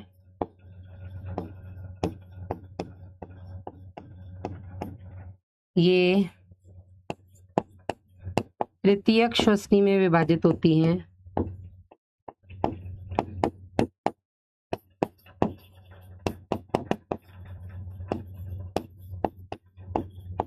tertiary bronchi. ये जाकर के प्रारंभिक श्वसनिकाओं में विभाजित होती हैं, प्रारंभिक श्वसनिकाएं। मैं चार्ट थोड़ी देर के लिए ऑफ कर रही हूं, जिन्हें हम बोलते हैं इनिशियल ब्रोंक्यूल्स, जो आगे जाकर के अंतिम या अंतस्थ श्वसनिकाओं में विभाजित होती हैं।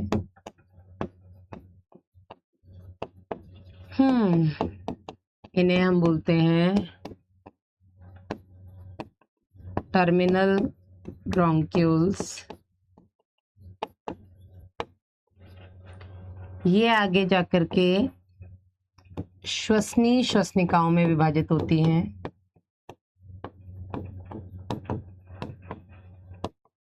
इन्हें हम बोलते हैं रेस्पिरेटरी ब्रोंक्यूल्स। ये जाकर के बेटा श्वसनीय श्वसनिकाएं, एनसीईआरटी ने अंतस्थ श्वसनिकाओं को सीधा कुपिका में खोल दिया है, तो बीच के अगर आप ये गायब भी करते तो कोई दिक्कत नहीं है। श्वसनीय श्वसनिकाएं जाकर के खुलती हैं बेटा आपके एल्वियोलर डक्ट्स में, कुपिकी नलिका में, वहां से कुपिका। ठीक है, वैसे यहाँ पे एट्रिया वगैरह भी बनता है पर मैं नहीं बता रही हूँ।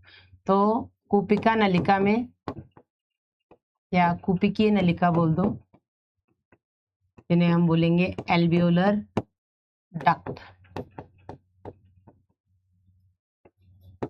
और ये खुलती हैं जाकर के आपकी कुपिकाओं में या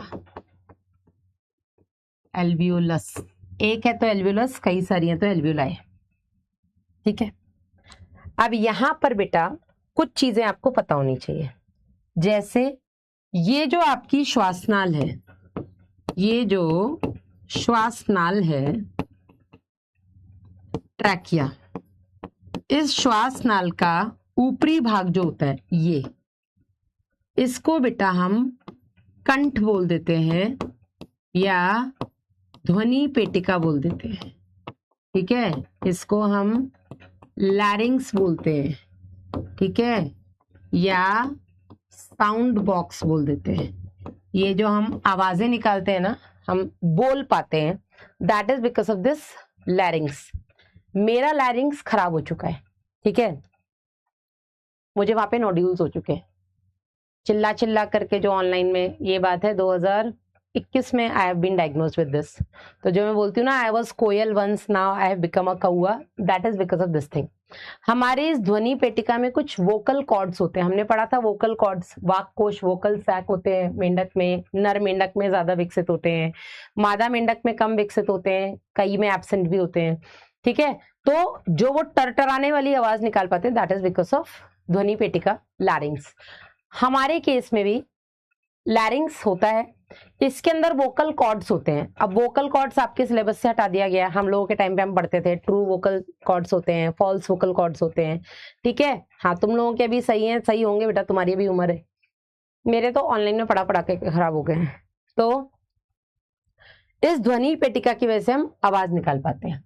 इस ध्वनि पेटिका के ऊपर एक ओपनिंग होती है, जिसको बेटा हम क्या बोलते हैं, कंठ के ऊपर है ना, इसको हम बोलते हैं बेटा ग्लॉटिस। ग्लॉटिस को हिंदी में क्या बोलते हैं यार, एपिग्लॉटिस इज कंठच्छद, इसको हम बोलते थे ग्लॉटिस।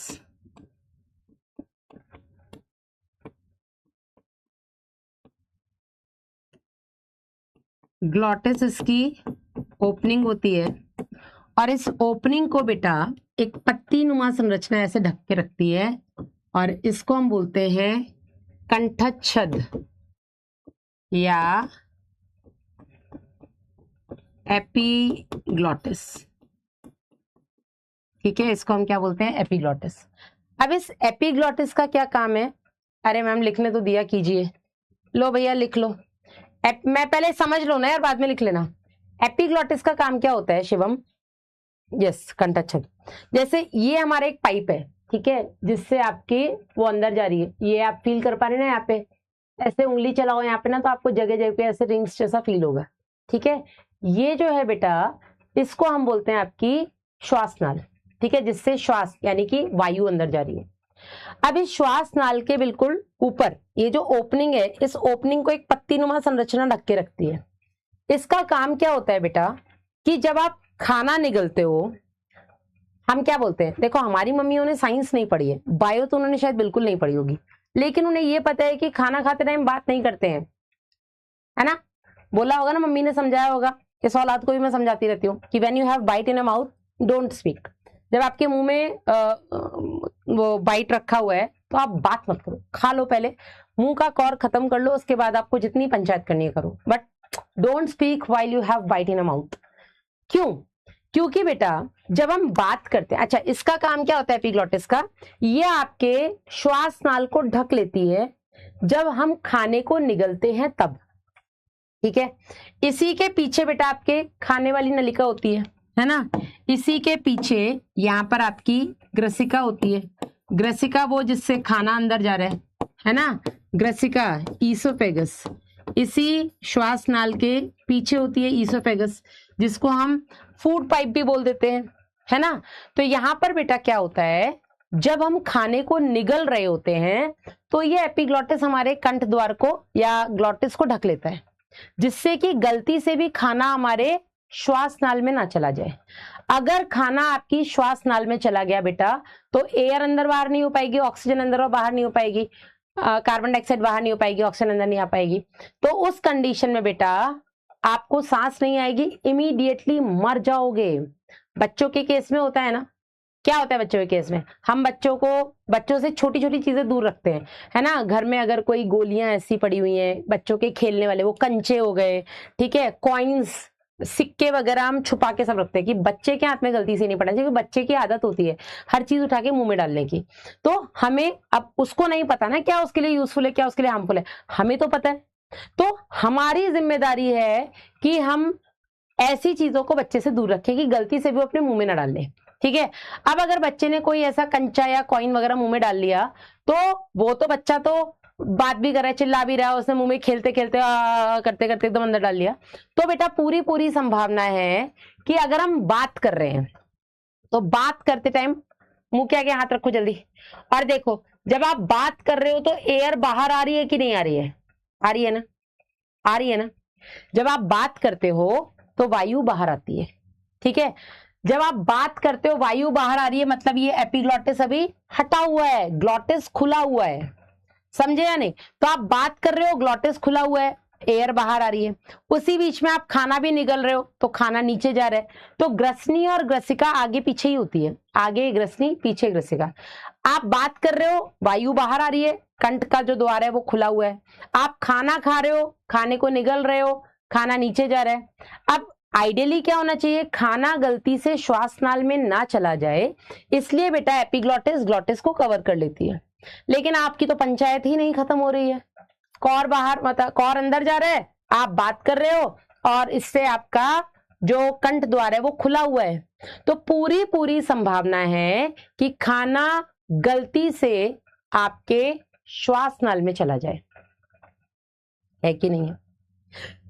हमारी बॉडी का जो सेल्फ हीलिंग मैकेनिज्म है, मतलब पहले तो वो खुद ही कोशिश करता है ना, उसके बाद हमें दवाइयों की जरूरत पड़ती है। तो हमारी बॉडी जो खाना गलती से आपके श्वास नल में चला गया है, जोर जोर से खांसती है, जिससे कि प्रेशर से एयर बाहर आएगी, तो जो खाना श्वास नल में फंसा है वो प्रेशर से बाहर भी आ जाए। समझ में आ रहा है कि नहीं। इसीलिए बेटा मम्मी लोग मना करते हैं खाना खाते टाइम बात मत करो, ठसा लग जाएगा तो लेने के देने पड़ जाएंगे। समझे कि नहीं समझे, ठीक है। तो कंठच्छद का क्या काम होता है, इसका काम होता है ना, भोजन निगलते समय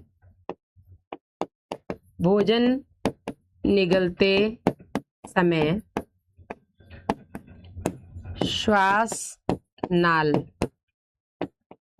रंध्र को ढकना, ताकि गलती से भी भोजन आपकी श्वास नाल में ना चला जाए। समझे कि नहीं समझे। अरे रिया छोड़ना भाई, ये पढ़ ले, डन।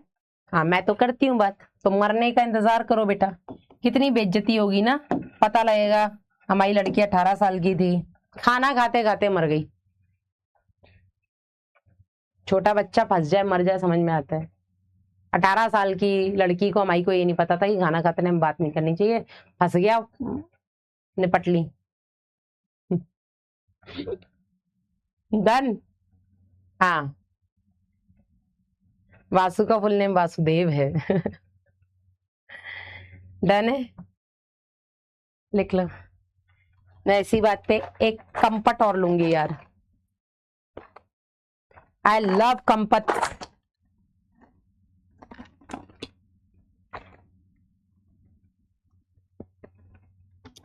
आई लव दोस खट्टी मीठी गोलियां एंड ऑल। वाह। अब लिख लो बेटा,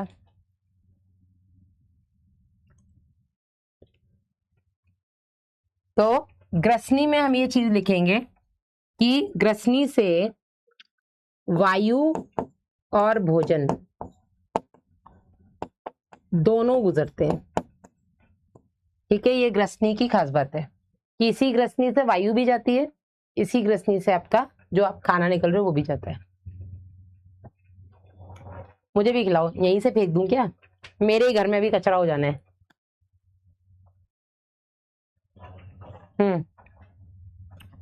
लिख लो।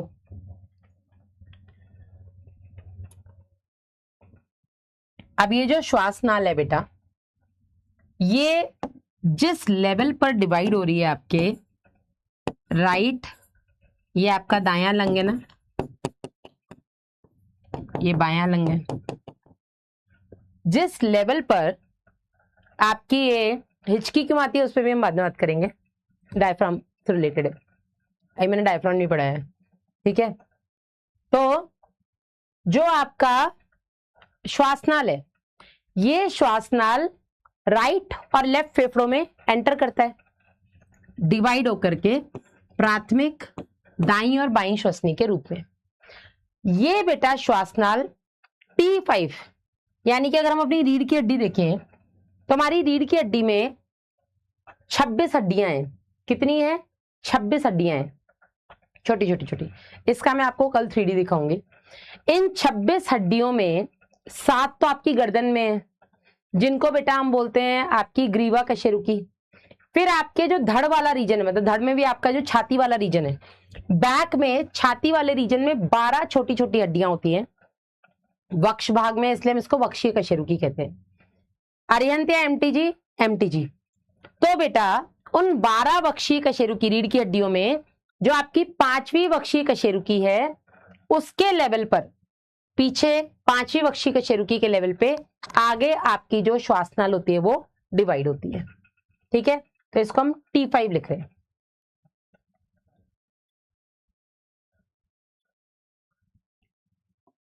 इसको हम बोलते हैं रेस्पिरेटरी पैसेज।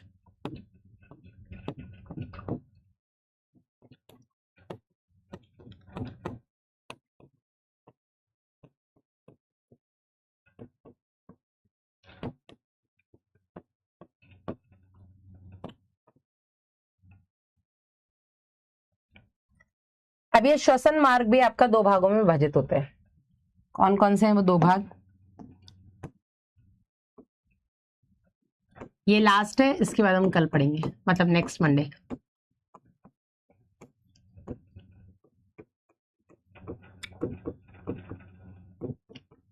पांच लेक्चर लगते हैं बेटा इस चैप्टर में, बाकी आपके ऊपर है, आप कितना मेरे को सपोर्ट करेंगे। आपकी हरकतें ज्यादा खराब हुई तो 6 भी लग सकते हैं, 4 में लेकिन नहीं होगा, 5 तो लगेंगे।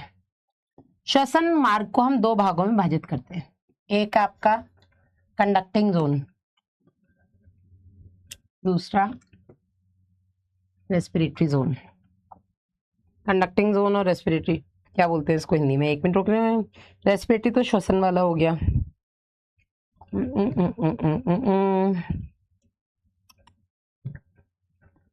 विनिमय भाग और चालन भाग, इसको हम बोलते हैं चालन भाग, दैट इज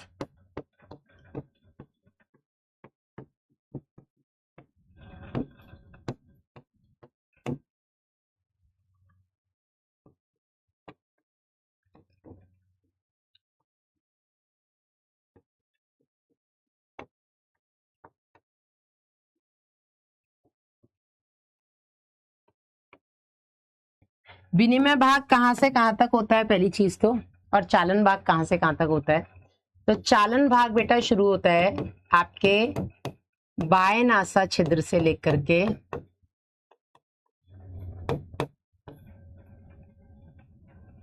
अंतस्थ श्वसनिकाओं तक, टर्मिनल ब्रोंक्यूल्स तक। इनका काम होता है वायु को कूपिकाओं तक पहुंचाना, ठीक है। विनिमय भाग कहां से कहां तक होता है आपके श्वसनी श्वसनिकाओं से लेकर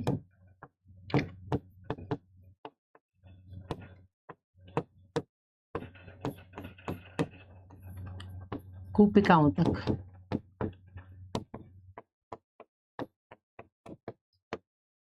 ठीक है। चालन भाग में बेटा कौन सा उपकला पाया जाता है? तो यहाँ पर इन जनरल आपको सरल पक्षमाभी, स्तंभाकार उपकला,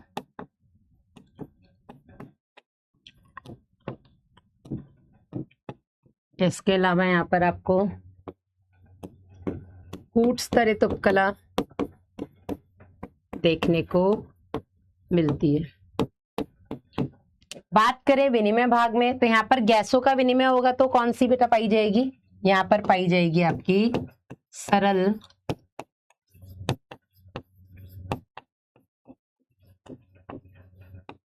क्या मेरा फोन रिंग कर रहा है? सिंपल्स काम से पिथिलियम, यस। स्पैम। चलिए अब लास्ट, इनका काम क्या होता है चालन और विनिमय का? चालन भाग का बेटा क्या क्या काम होता है?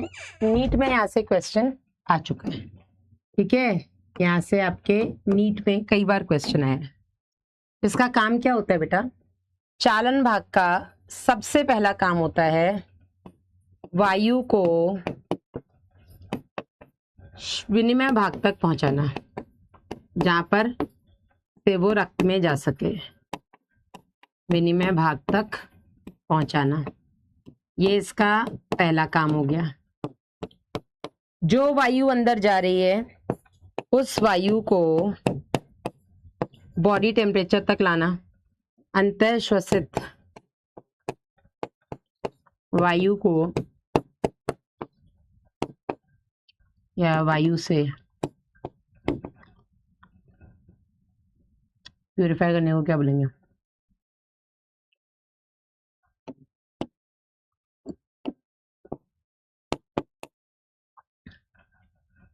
क्लीन, स्वच्छ करना। उसके साथ अगर धूल वगैरह के कण आए हैं तो उनको फंसा लेना, जिससे कि वो फेफड़ों तक ना पहुंचे। जो भी वायु अंदर आई है उसको नम करना, जिससे कि फेफड़ों अंतःश्वसित वायु को ह्यूमिडिफाई करना।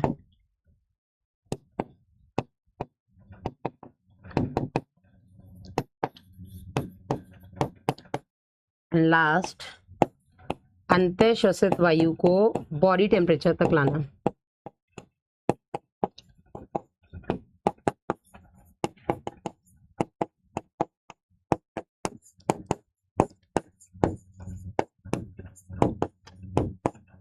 ठीक है, विनिमय भाग का बहुत सिंपल सा काम होता है,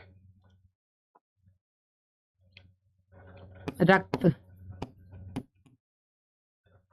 और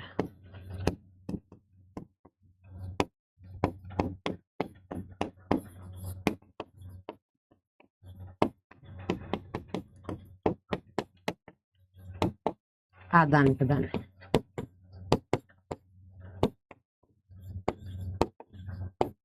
सरल विसरण विधि द्वारा।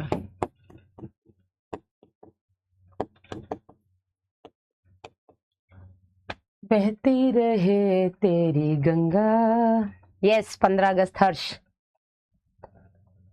तेरा है क्या वो था? तेरा हिमालय आकाश चूमे, बहती रहे तेरी गंगा।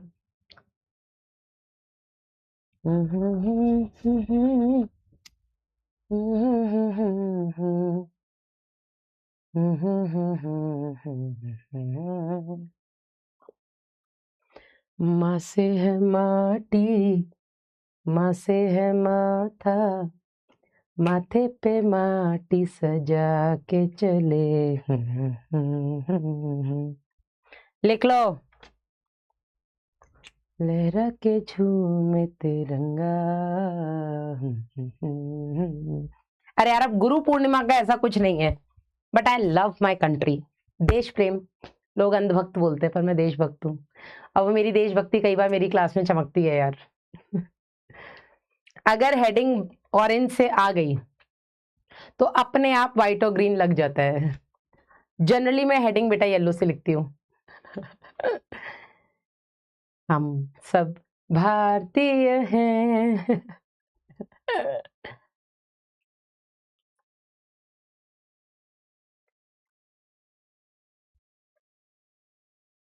जय हिंद। कश्मीर की धरती रानी है, सरताज हिमालय है, सदियों से हमने इसको अपने खून से पाला है।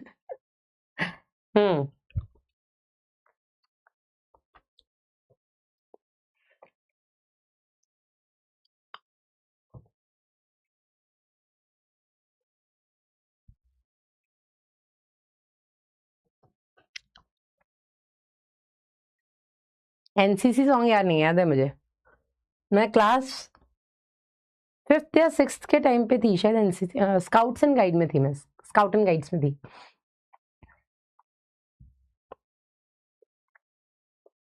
हो गया, समझा दूं? चलो, तो चालन भाग क्या होता है? ये जो हमने श्वसन मार्ग देखा ना, बाह्य नासा छिद्र से लेकर के कूपिका तक ऐसे ही जाती है ना वायु, ऐसे ही निकलती है। तो इसमें बेटा एक भाग होता है चालन, चालन जिसका काम होता है वायु को श्वसन भाग तक पहुंचा देना, ठीक है। और एक भाग होता है बेटा श्वसन भाग, श्वसन भाग में केवल और केवल गैसों का विनिमय होता है, ठीक है। तो ये पूरा तो हो गया आपका श्वसन भाग, लेकिन यहां से लेकर के यहां तक ये पूरा हो गया आपका चालन भाग। चालन भाग का पहला काम तो बहुत क्लियर, ये वायु को श्वसन भाग तक पहुंचाता है। एक बार थम्स अप कर दो अगर सबको क्लियर हो गया। पहला काम क्या होता है चालन भाग का? वायु को श्वसन भाग तक पहुंचाना। दूसरा काम, जब वायु श्वसन भाग तक जा रही है उस बीच में, अब आप जब इनहेल कर रहे हो बेटा, हम इतने अच्छे वातावरण में नहीं रह रहे हैं जहां पर हमें धूल वूल कुछ नहीं मिलती है, तो हम जब सांस अंदर लेते तो कई बार ऐसा होता है कि धूल उड़ रही है, गाड़ी एकदम से साइड से पास हो गई, तो वो जो धूल के कण है वो भी सांस के साथ अंदर जाएंगे वायु के साथ। तो हमारे इस चालन भाग की पूरी पूरी रिस्पॉन्सिबिलिटी बनती है, और ये करता भी है, अपना कर्तव्य पूरा करता है कि जो भी धूल के कण आपकी अंतःश्वसित वायु के साथ अंदर गए हैं, ये धूल के कण, यहाँ पे मैंने क्या बोला, पक्षमाभी उपकला है ना, तो पक्षमाभी में पक्षमाभ होंगे। पक्षमाभ क्या करते हैं? उन धूल के कणों को चिपका लेते हैं, उन धूल के कणों को फंसा लेते हैं, उन धूल के कणों को अंदर तक नहीं जाने देते। और आपके नाक के अंदर, आपको पता है डेली अपनी नाक साफ करते हो ना, नहाते टाइम तो करते हैं। दिव्यांशु लास्ट में याद दिलाना, डन। तो जब हम नहाते टाइम नाक साफ करते हैं, डेली अंदर से गंदगी निकलती है ना, इससे पता लगता है कि हम कितने साफ एनवायरमेंट में रह रहे हैं। अगर नहीं निकल रही, दैट मीन्स आप सच में बहुत अच्छे एनवायरमेंट में रह रहे हो जहाँ पे धूल मिट्टी नहीं है, ठीक है ना। तो जो भी धूल के कण अंदर गए हैं, और यहाँ पे श्लेष्मा, डेली अपने नोज में श्लेष्मा म्यूकस का स्राव होता है। म्यूकस का काम होता है धूल के कण जो अंदर जा रहे हैं उनको चिपका लो, उनको फंसा लो, ठीक है। पूरे आपके श्वसन मार्ग में ये श्लेष्मा का स्राव होता है।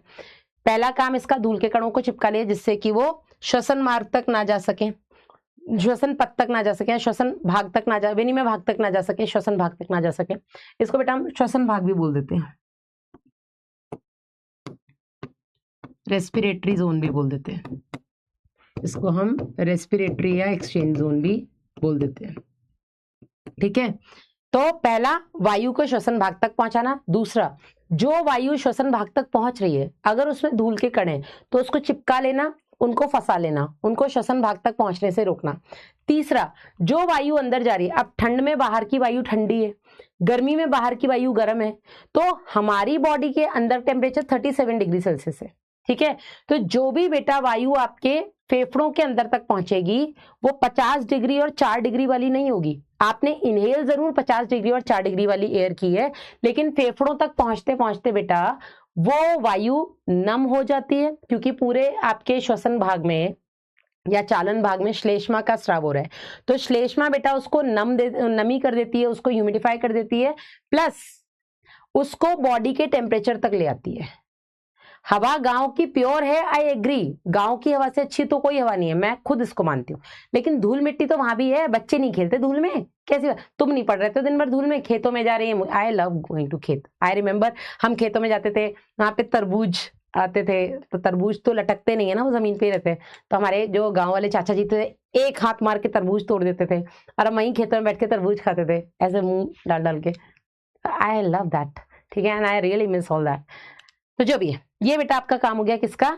चालन भाग। नीट में आ चुका क्वेश्चन है, श्वसन भाग का केवल एक काम होता है, गैसों का विनिमय करना। अब कूपिकाओं में तो गैसों का विनिमय होगा क्योंकि वहां पे रक्त वाहिनियां होती हैं, ठीक है।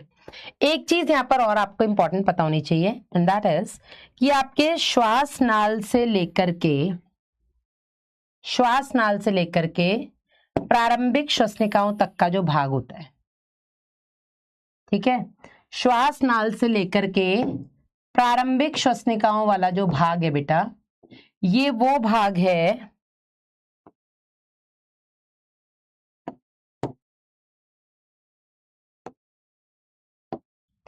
जिसमें इनकम्प्लीट कार्टिलेजिनस रिंग्स पाए जाते हैं, ठीक है। यहां पर अपूर्ण, आप भी ऐसे ही हाईलाइट कर लो, उपास्थि छल्ले पाए जाते हैं, ठीक है। ये मैं आपको कल भी बताऊंगी। इनकम्प्लीट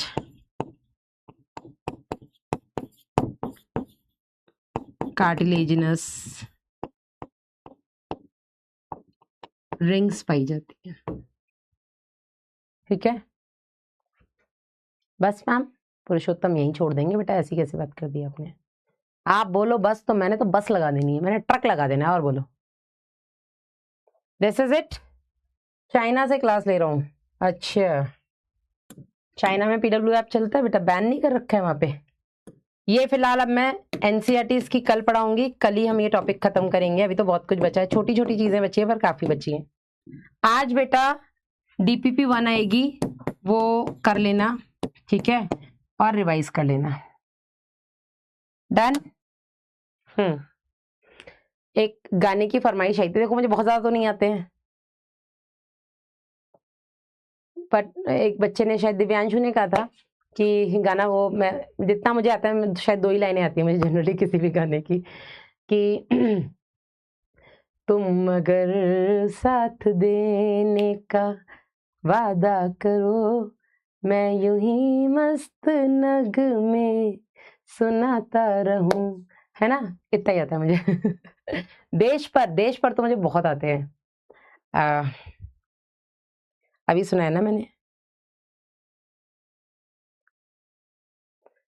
माही चलती रहे बेखौफ हवाएं, लहरा के झूमे तिरंगा। अभी लिरिक्स नहीं आते बट हाँ जितना आता है। चलो, बाकी हम मिलेंगे अब मंडे। तेरी मिट्टी में मिल जावा इज रियली वेरी टफ यार। मैं, अब मेरा गला नहीं बेटा, this is out of my औकात। तेरी मिट्टी में मिल जावा इज आउट ऑफ माई औकात। मुझे अपनी औकात पता है कि मैं कहाँ तक सुर छेड़ सकती हूँ। मतलब बेसुरे सुर भी छेड़ने की एक लिमिट होती है ना, तो आई नो माई औकात। मैं वहीं तक सुरों को बेसुरे तरीके से छेड़ती हूँ जहां तक अति में बेइज्जती ना हो, ठीक है। अपना ध्यान रखो और मिलेंगे अब हम मंडे। टिल देन, पंजाबी में तो एक ही पता है मेरे को कि ए जिंदगी लसानिया ऐसनू मैं भी नहीं गवाईदा पागला। ठीक है, चलो बाय बाय, टेक केयर।